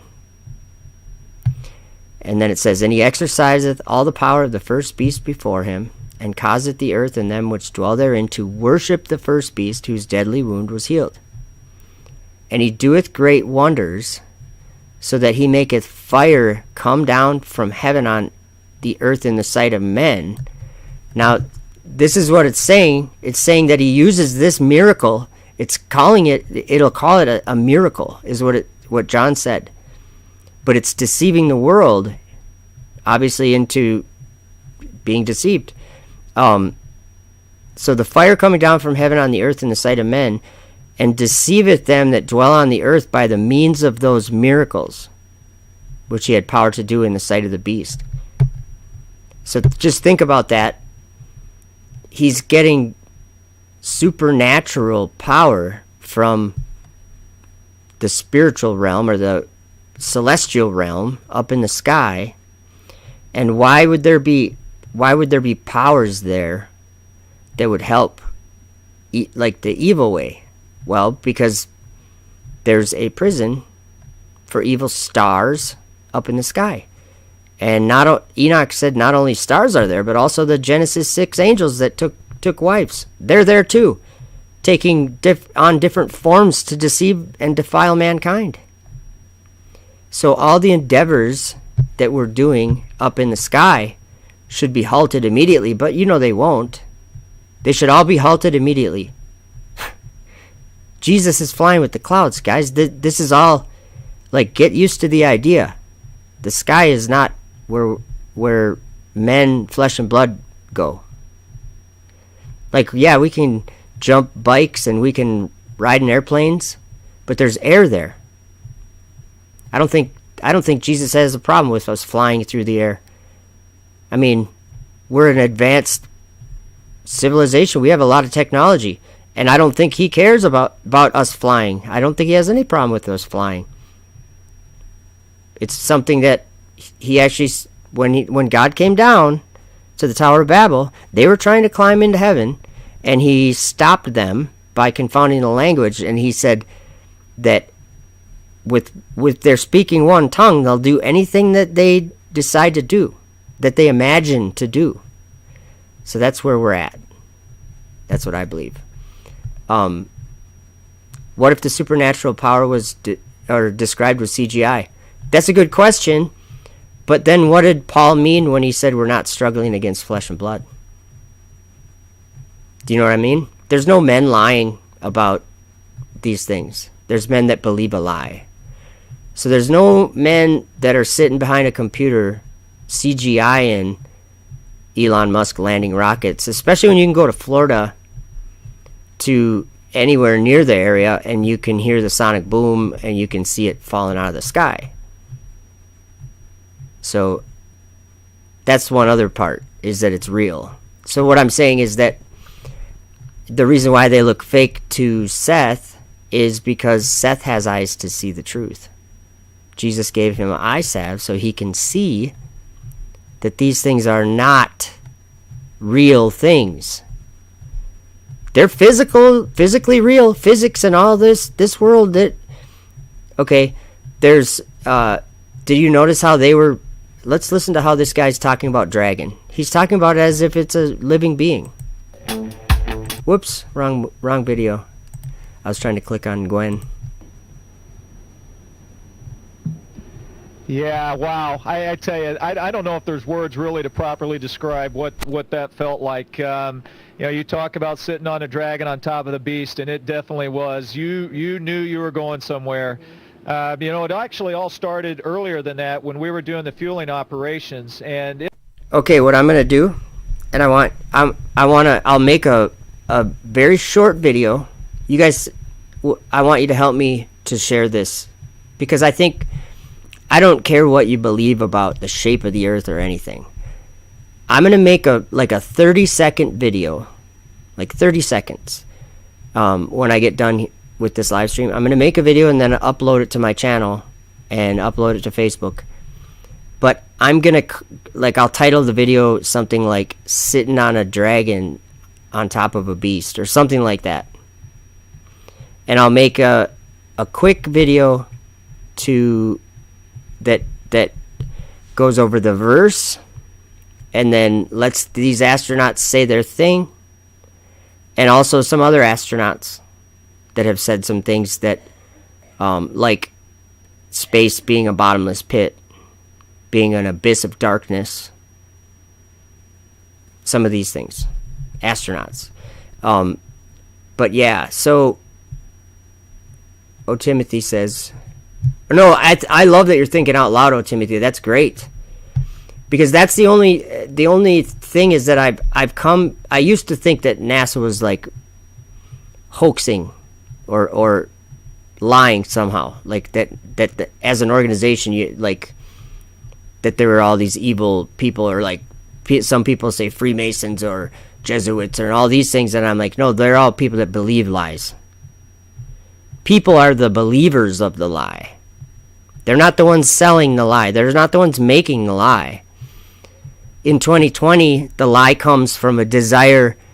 Elon Musk is very clear about and he's got the whole world behind him as far as let's go to Mars, and we need to become multiplanetary, because we have all our eggs in one basket here on Earth, because he thinks Earth's a planet.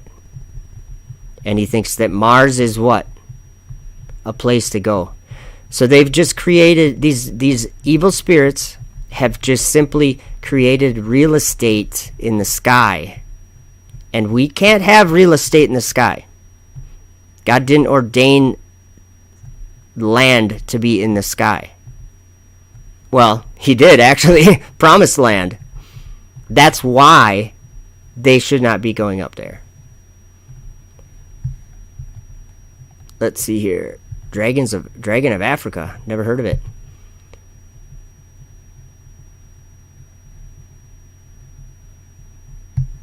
Yeah, Seth, what I think you as far as what NASA does, I don't think NASA is performing any kind of deception. They're performing very complicated things that the prophets would say will come to naught. That's what they're wasted efforts. All these technology things that they're doing, they're wasted efforts. They're based in fleshly desire to be healthy and to live long in this world, in this body. Elon Musk talks about making the body be able to stop aging, and not just him. I'm just using him because I clearly pay attention to what he says, because he's saying all the things that the son of perdition's got to say. So anyway, NASA isn't lying. NASA's believing a lie. So when it complicates things, but I'm not saying I understand everything, but when they went on their little horn to the moon and named it Apollo, that was done for one reason: to get a picture of a round globe, so that the world could believe a lie that came from outer darkness, a lie that came from outer darkness. It came from the abyss. It came up from the bottomless pit. And I'm talking about space, darkness. There is no, like other place that's a deep abyss of darkness, right? So let me play. Oops, the wrong one there. I'll get them off, and then I want to play the rest of this video. It's like 4 more minutes of this video, and then I'll probably head out of here. But I'm gonna put a video up, and I'll put in parentheses something like please share, and please share it, just because I'm gonna make it simple. It doesn't matter what you believe, but just I want people to know what's happening, and it's the astronauts are even willing to tell us, and they call it a beast. I've heard Elon Musk call it a beast. I've heard just about everybody in that community call it a beast. Whatever they're working on, whatever project they're working on, well, that thing's a beast. All right.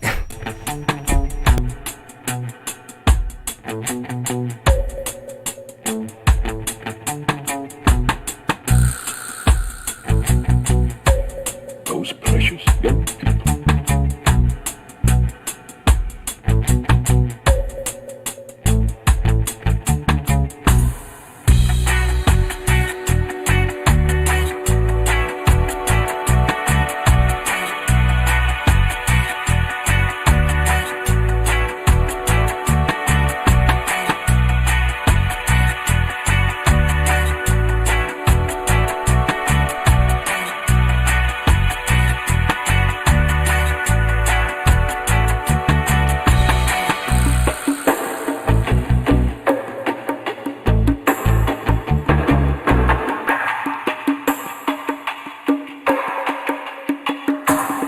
Back at Landing Zone 1 at Cape Canaveral Air Force Station.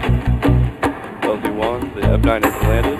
Landing operators proceed. For thou hast said in thine heart, I will ascend into heaven. I will exalt my throne above the stars of Godhead. I will ascend above the heights of the clouds.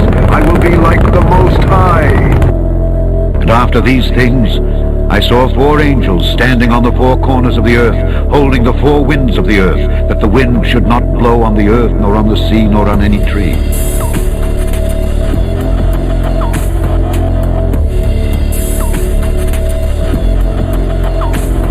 And I beheld another beast coming up out of the earth.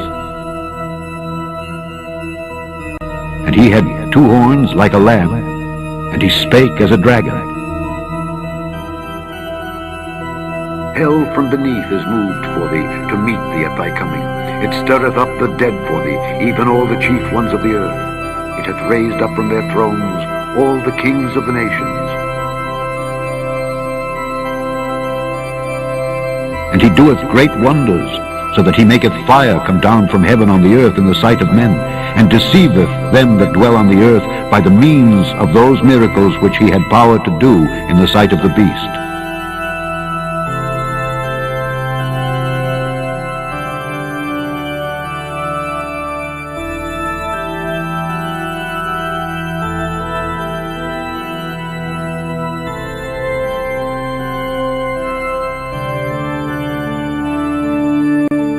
And I, John, saw these things and heard them. And when I had heard and seen, I fell down to worship before the feet of the angel which showed me these things.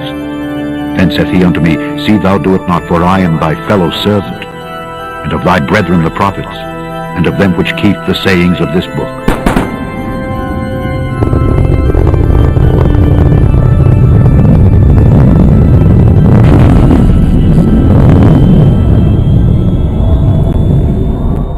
When he had spoken these things, while they beheld, he was taken up, and a cloud received him out of their sight.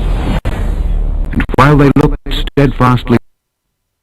Oh, this is the most important part of the video, and it starts getting all skippy. This is a really important thing to think about. Jesus ascended up into the clouds, and he's sitting on the right hand of the Father on his throne.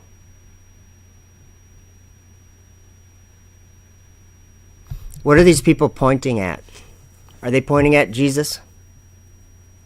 Because I have my doubts that they're pointing at Jesus. And listen to what this This is Acts chapter 1, but listen to what it says.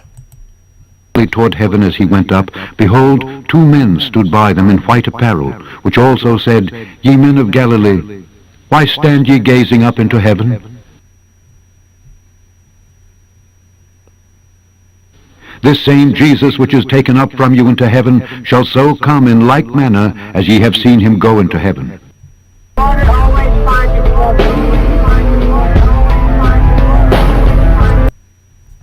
You guys ready for this? Put your faith and trust in Jesus Christ. He's flying with the clouds of heaven and healing the blind, and much, much more. And hold on a minute. It made me. Okay, I'm a flat earther.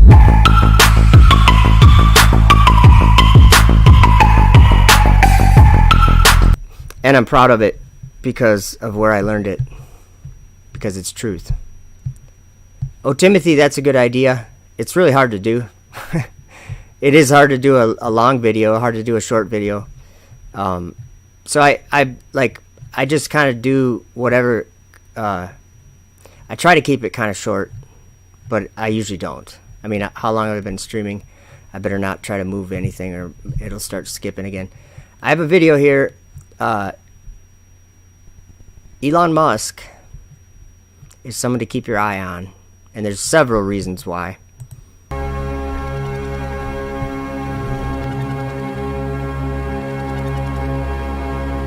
And he shall speak great words against the Most High, and shall wear out the saints of the Most High, and think to change times and laws. And they shall be given into his hand until a time and times and the dividing of time. And God said, Let there be lights in the firmament of the heaven to divide the day from the night, and let them be for signs and for seasons and for days and years, and think to change times and laws. Life can become multiplanetary. This is the goal we should strive for. There need to be reasons to get up in the morning. You know, life can't just be about solving problems. Otherwise, what's the point? There's got to be things that people find inspiring and make life worth living. What are the important steps in the evolution of life? Obviously, there was the advent of single-celled life. There was differentiation to plants and animals.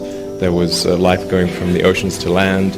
There was mammals, consciousness, and I would argue also on that scale should fit life becoming multiplanetary. I think if one could make a reasonable argument that something is important enough to fit on the scale of evolution, then it's important. And maybe worth a little bit of our resources.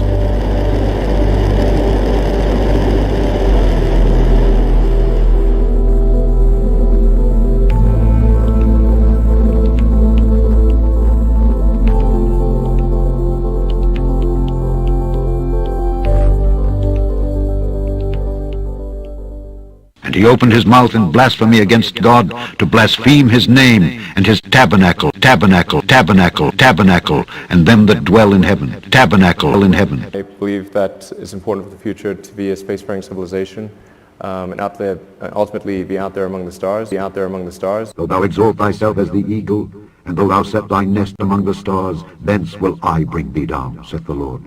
Be out there among the stars, be out there among the stars, and though thou set thy nest among the stars. This is hopefully the first step on a journey towards a civilization on Mars, life becoming multiplanetary, based on the moon and expanding beyond Earth. And among the stars, be out there among the stars, life becoming multiplanetary. And liftoff. And I beheld another beast coming up out of the earth. Liftoff of the Spacex Falcon 9 rocket. And he had two horns like a lamb,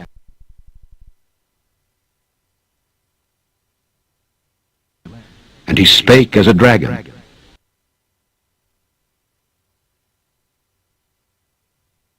Launching dragon. Sorry, I gotta pause it for a second again. Sorry guys, my program, sometimes it gets, like, it skips. I don't really know what's keeping it skipping. While we're waiting, I'm gonna read 2 Ezra 7 verse 26 again. Look, the time is coming when the signs appear that I told you about in advance. Side note, Revelation 12 sign, September 23rd, 2017. I'll read that again. Look, the time is coming when the signs appear that I told you about in advance. And the city will appear, appearing as a bride, and the land that is now hidden will be openly displayed. Everyone who is rescued from the evils foretold will see my wonders. My son, the Anointed One, will be revealed along with those who are with him, and those who remain will rejoice for 400 years.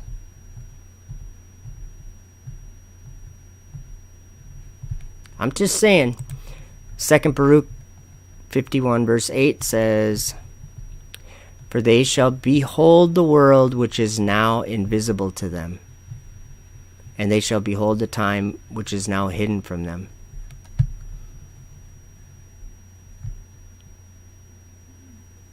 That's amazing to me. Alright, we'll try this again here. The dragon to the International Space Station. And the dragon gave him his power and his seat and great authority. Dragon blasted to space. The dragon. Dragon is expected to stay attached to the space station until October 28th. And they worshipped the dragon which gave power unto the beast. Dragon is currently the only craft capable of returning a significant amount of supplies from the station. He was cast out into the earth.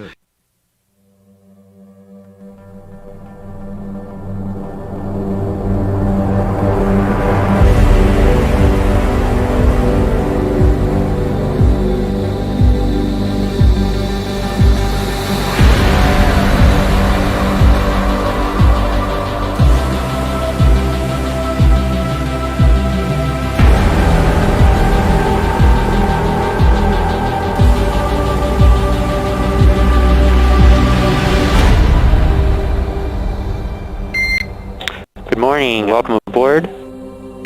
Dragon, SpaceX, comm check, ground stations. SpaceX Dragon, we're go for launch. Let's light this candle. 3, 2, 1. Ignition. Liftoff of the Falcon 9 and Crew Dragon. Go NASA, go SpaceX, Godspeed, Bob and Doug.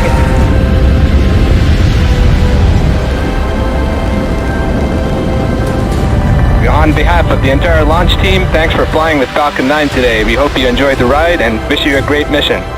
We would like to welcome you aboard Capsule Endeavour.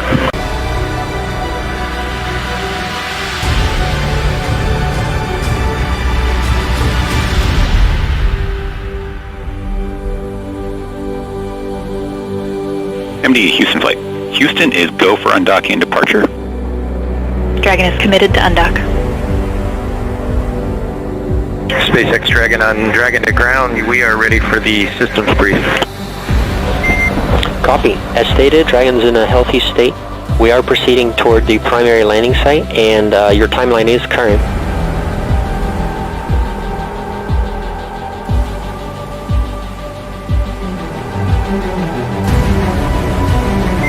Visual, 2 drogues out. 300 meters. We are braced for splashdown. Copy, brace for splashdown. Endeavour, on behalf of the SpaceX and NASA teams, welcome back to planet Earth, and thanks for flying SpaceX.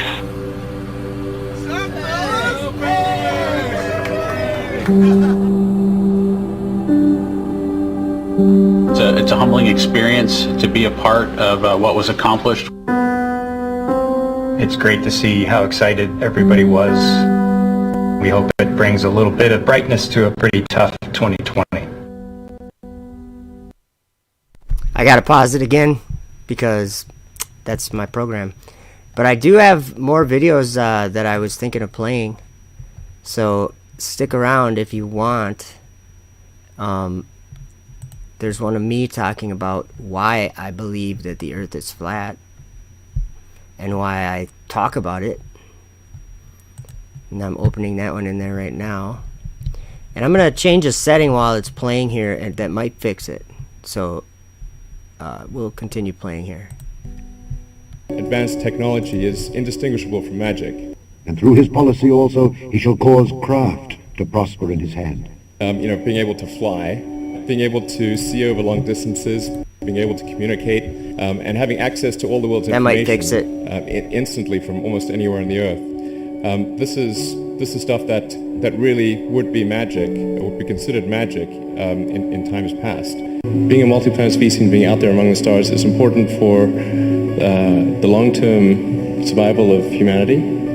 If you consider two futures, one where we are forever confined to Earth until eventually something terrible happens, or another future where we are out there on many planets, maybe even going beyond the solar system, among the stars. I think that second version is incredibly exciting and inspiring, and there need to be reasons to get up in the morning. Life can't just be about solving problems.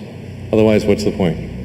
There's got to be things that people find inspiring. The future of humanity will fundamentally bifurcate along the lines of either a single planet species or multi-planet species.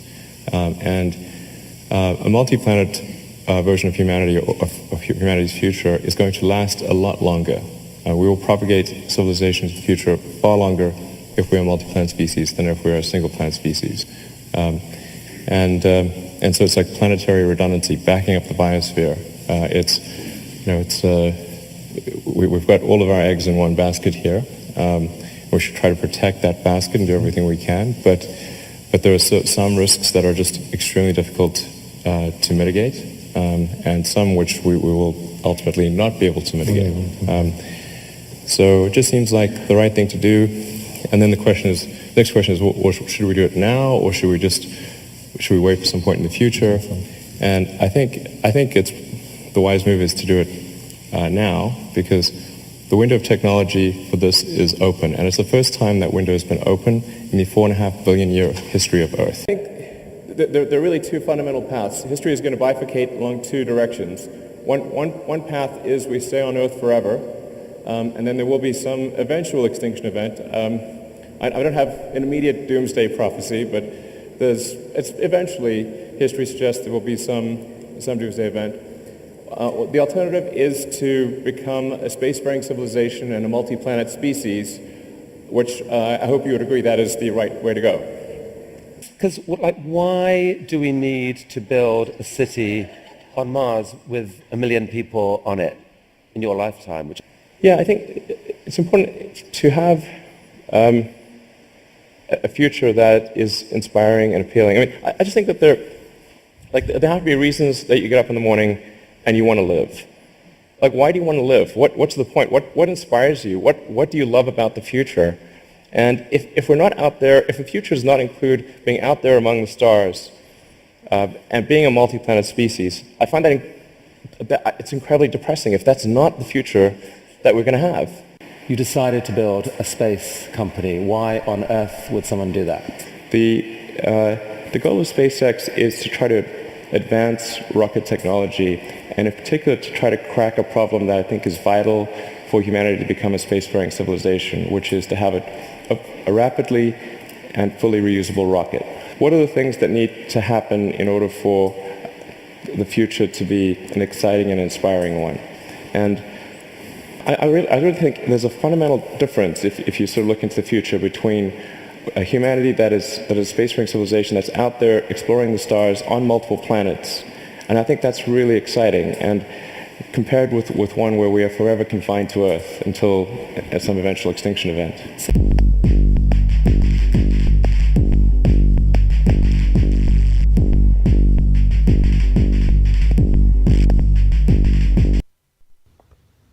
A lot of us say that the Earth is flat, and it sounds crazy, and it sounds like that couldn't be true. Because we live on a globe. But let me try to explain a little bit from my point of view why I would say that the Earth is flat. Why would someone at age, 5 years ago I was 38. Why did I start saying, hey, I think the earth is flat? And why did I buy some nice optics and telescopes and start researching and studying the sky and studying how far we can see on the surface of this earth? Why would I do that? A lot of people would say, Joe says the earth is flat because he wants to be special. He has a need to be different, or, wants to be looked at differently or something. And I totally get that. But what I would actually say myself is that it's not because I want anything. It's because I was called by Jesus to be a witness of his marvelous light and to give my testimony about what I bear witness to. That's why I say the earth is flat. And there's another reason too. Because of what Paul said in 2 Thessalonians 2, verses 10 through 12. And with all deceivableness of unrighteousness in them that perish, because they received not the love of the truth, that they might be saved. And for this cause God shall send them strong delusion, that they should believe a lie, that they all might be damned who believed not the truth, but had pleasure in unrighteousness. The people who don't receive the love of the truth will be damned. So it has nothing to do with Joe wanting to feel special or any of these other people that are saying these same things. We don't want to feel special. We love you and care about you and have learned supernaturally and seen supernaturally the truth in this world. And this world is full of lies. And the lies don't seem like lies because we were all born believing them. Our parents believed them. Their parents believed them. And now people have seen the truth. And it surrounds you in this world. It surrounds you.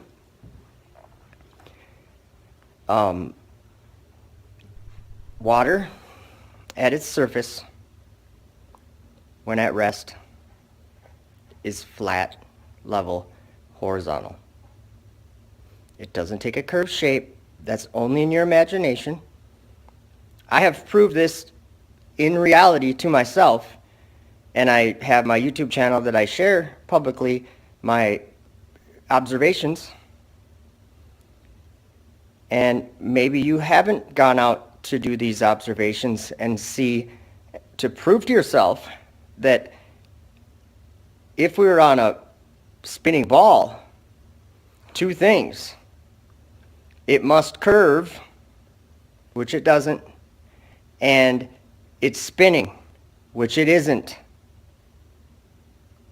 So we were born believing the opposite of our perceptions and the senses that we have, and we were born believing the opposite. And now it's ridiculed to actually observe the world that we live in and on, and to prove things about it. It's 2020, guys. We have the best equipment. We have the best communications. We have worldwide instant communication. We have the best optics that have ever been. It's 2020. We can know if the earth is a ball spinning in outer space or if it's a flat plane that God made. God's in heaven. Remember that. And also remember, this is my testimony. Jesus showed this to me. He opened my eyes, and I could see something when I turned, not when I turned, but around 37 or 38 years old. It changed. My eyes were open. My perceptions were used more clearly. I could see clearer. I comprehend things that I didn't even know existed. He showed me the truth, and I want you to see it because it's crucial for your eternal life. And that is my testimony. I counsel thee to buy of me gold tried in the fire, that thou mayest be rich, and white raiment, that thou mayest be clothed, and that the shame of thy nakedness do not appear. And anoint thine eyes with eye salve, that thou mayest see. As many as I love, I rebuke and chasten. Be zealous therefore and repent. Behold, I stand at the door and knock. If any man hear my voice and open the door, I will come in to him, and will sup with him, and he with me. To him that overcometh will I grant to sit with me in my throne, even as I also overcame, and am set down with my Father in his throne. He that hath an ear, let him hear what the Spirit saith unto the churches.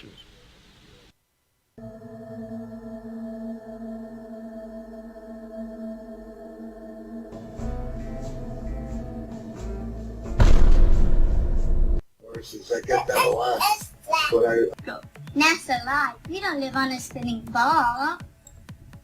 Earth is flat. And I stood upon the sand of the sea and saw a beast. Rise up, rise up, rise up.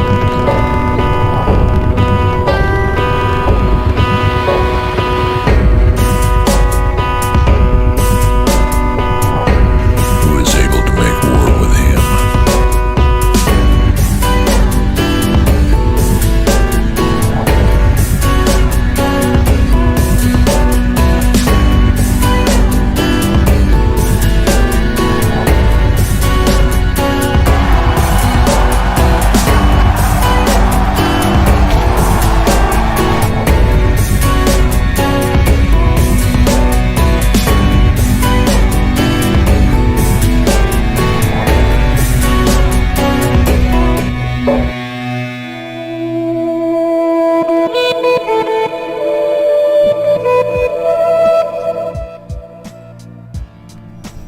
Shout out to Now You See TV, John Pounders.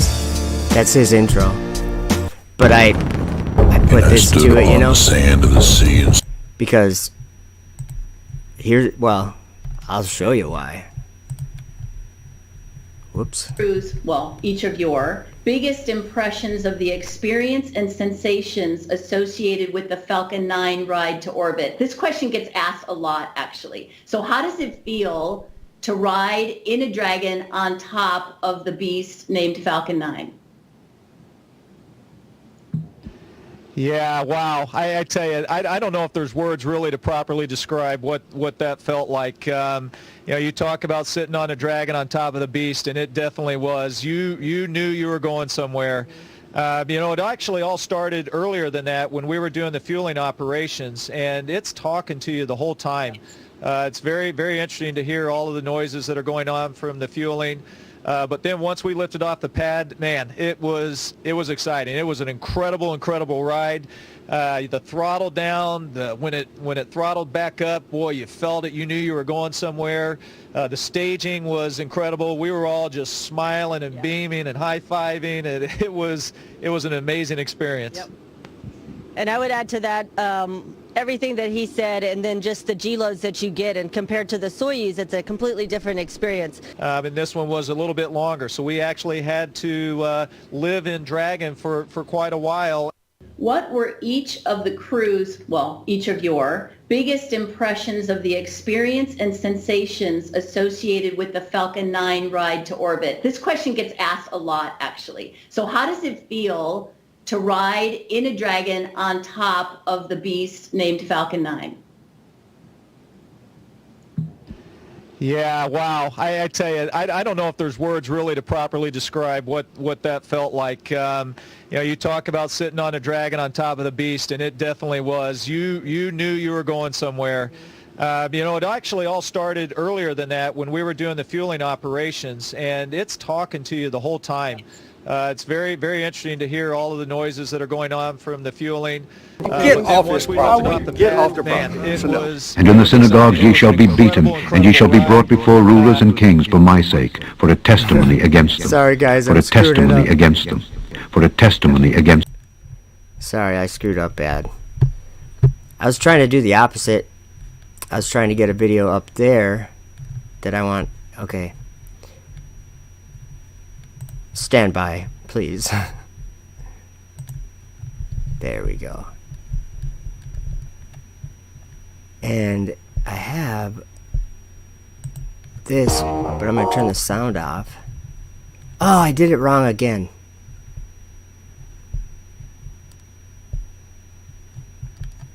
I'm sorry, guys. Give me a minute. The one we wanted to watch was this, and this one was this. Whoops. Okay.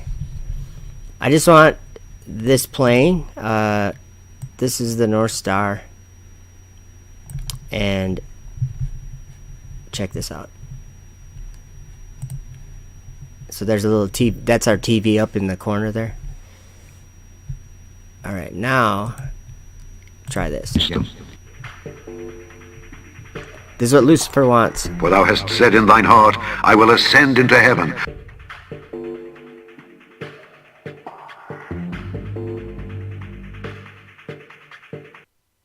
We choose to go to the moon in this decade and do the other things, not because they are easy, but because they are hard.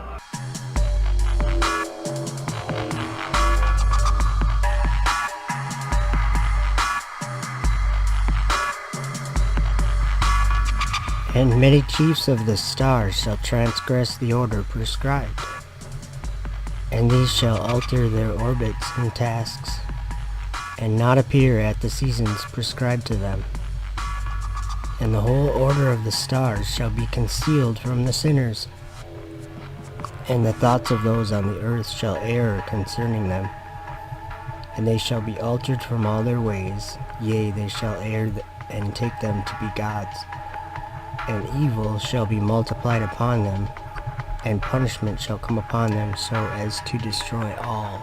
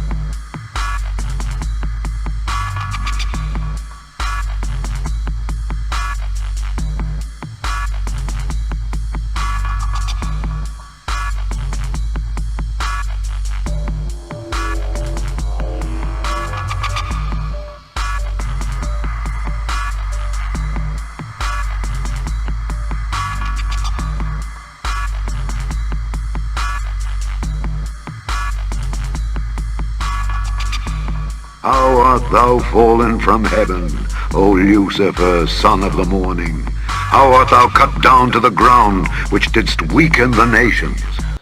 For thou hast said in thine heart, I will ascend into heaven. I think both Jeff and I believe that it's important for the future to be a spacefaring civilization, and out there, ultimately be out there among the stars. And I think that's the exciting, inspiring future that I think certainly people in this room want, and anyone. I will exalt my throne above the stars of God. I will sit also upon the mount of the congregation in the sides of the north. I will ascend above the heights of the clouds. I will be like the Most High. Yet thou shalt be brought down to hell, to the sides of the pit.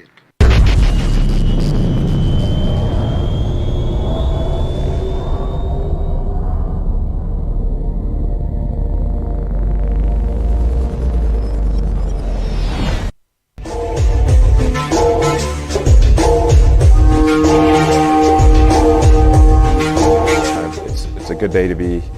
This event is something that all of humanity can get excited about. It's just a fundamentally positive, good thing.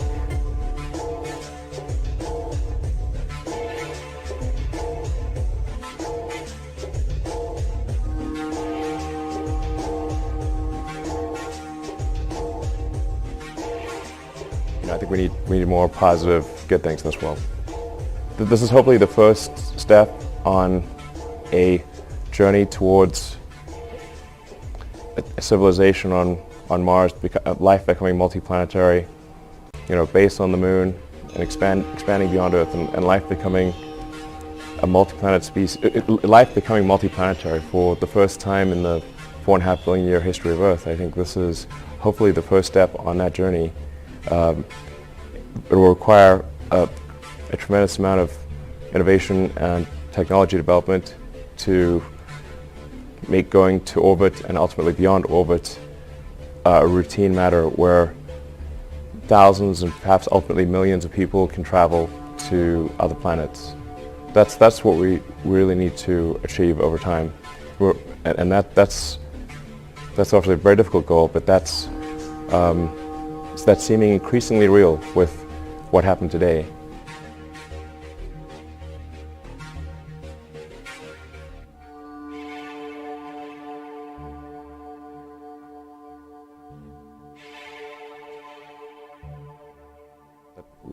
Getting people to orbit finally after 18 years. If we are able to increase the rate of innovation, then life can become multiplanetary. This is the goal we should strive for. Yeah, human spaceflight was always the goal, the fundamental goal of SpaceX. Well, like I said, to create the technologies or help create the technologies necessary to make life sustainably multiplanetary. I cannot emphasize this enough. This is the thing that we need to do.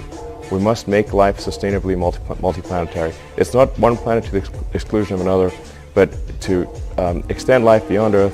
We are life's agent in this regard.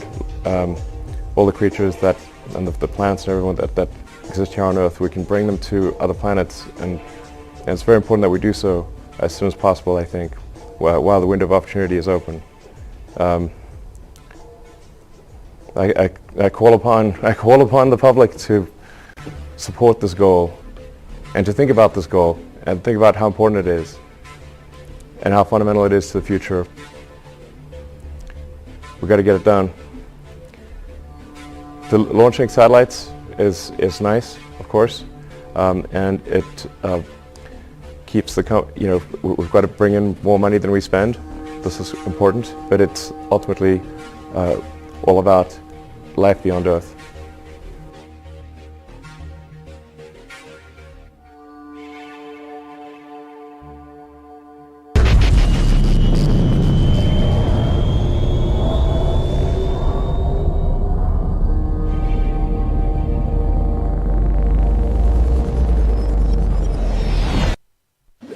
The weird part about it is space is so incredibly black, so incredibly dark.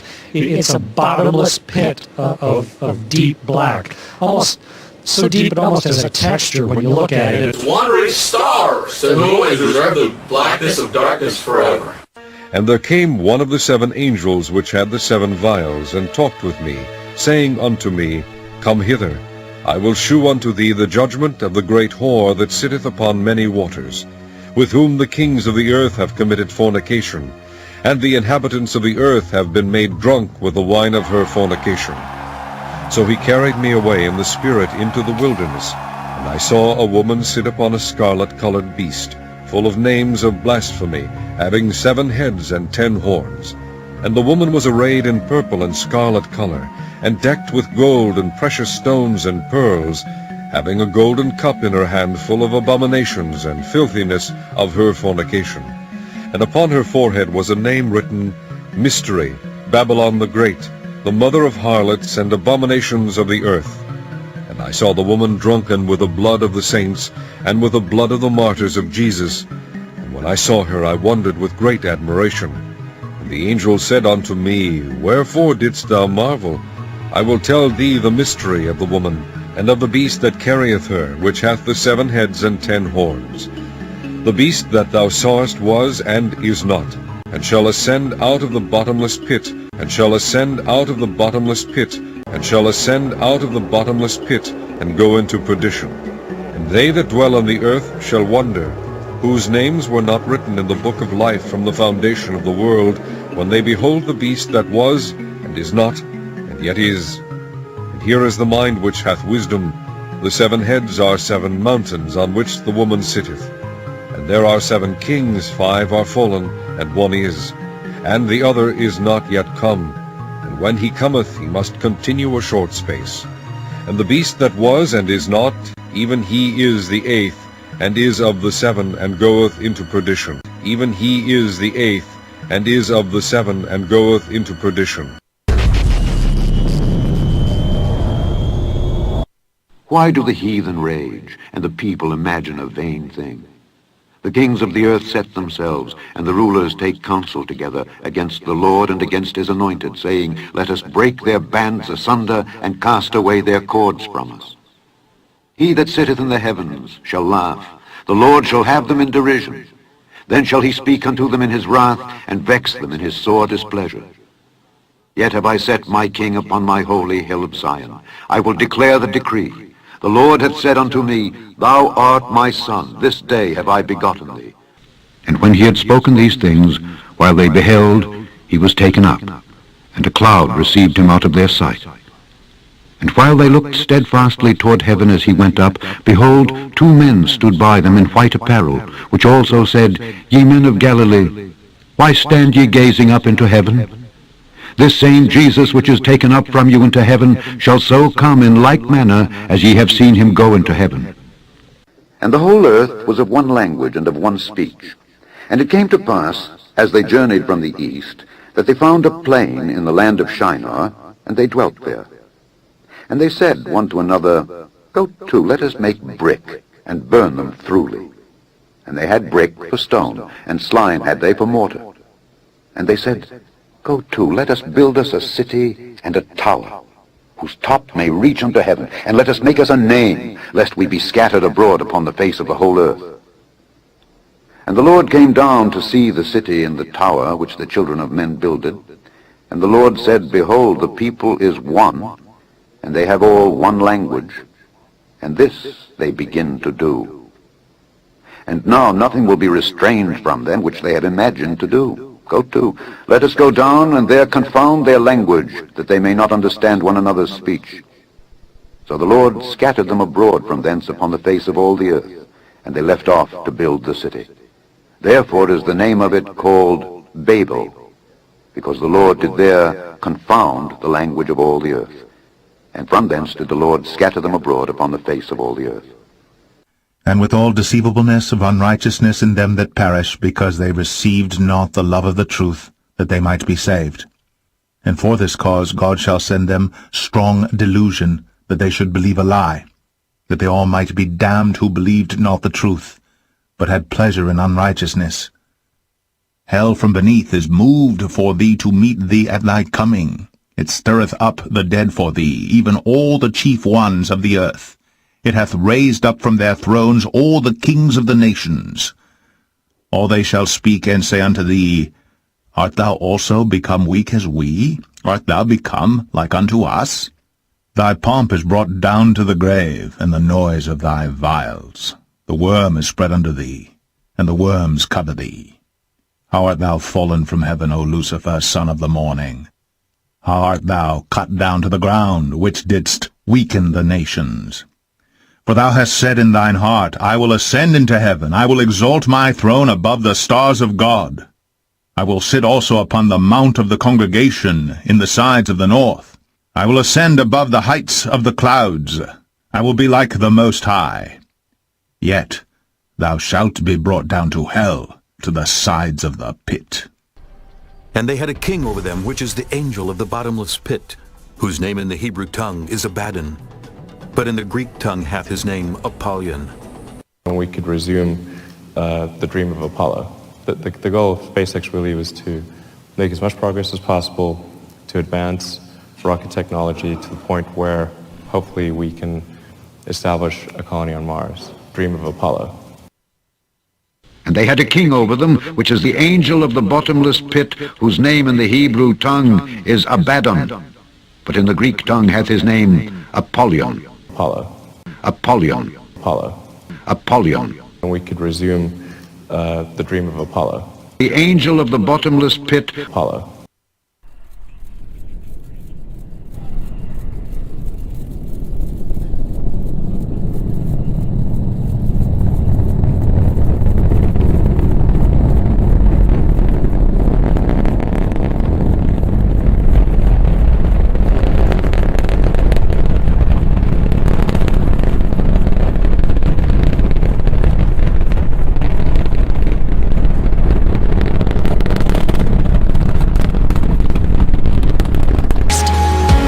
Earth's atmosphere at 25,000 miles per hour, the friction of air slows Orion considerably, while also subjecting it to temperatures of 5,000 degrees. With the Orion now at just 300 miles per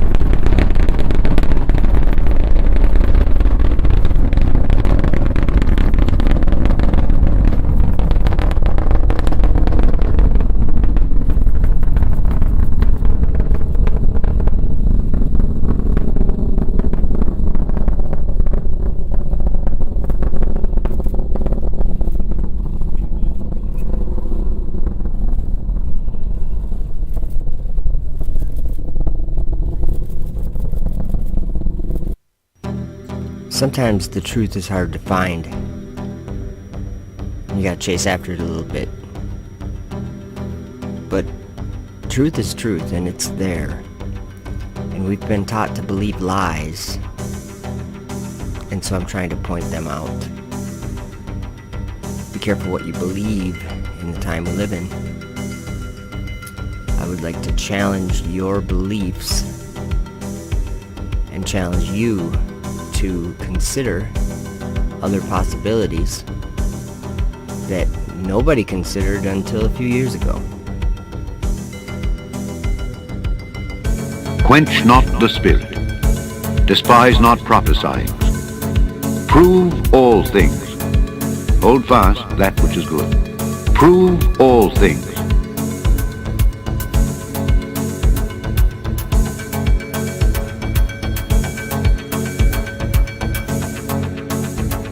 Prove all things.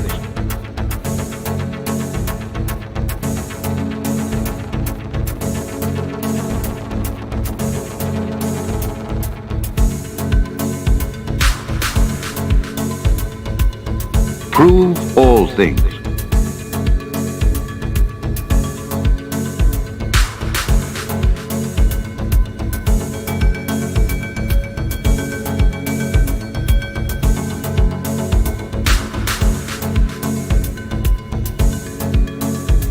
Fear before him all the earth. The world also shall be stable, that it be not moved.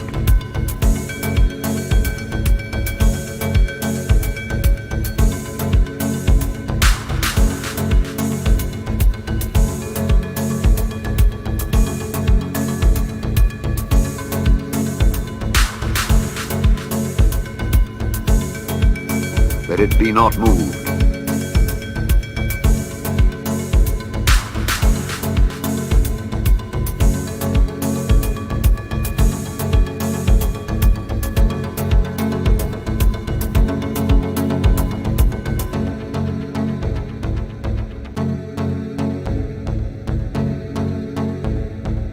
And ye shall know the truth, and the truth shall make you free. Prove all things.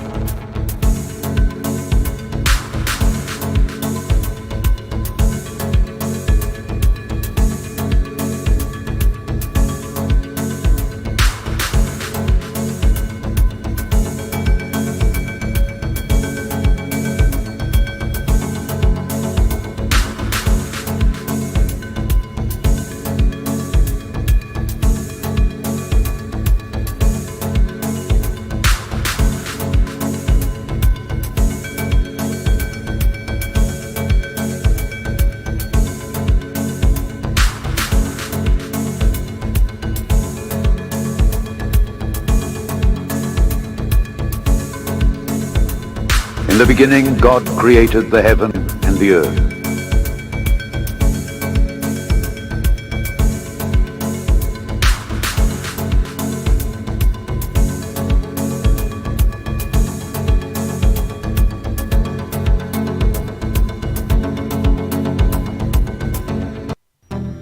Sometimes the truth is hard to find.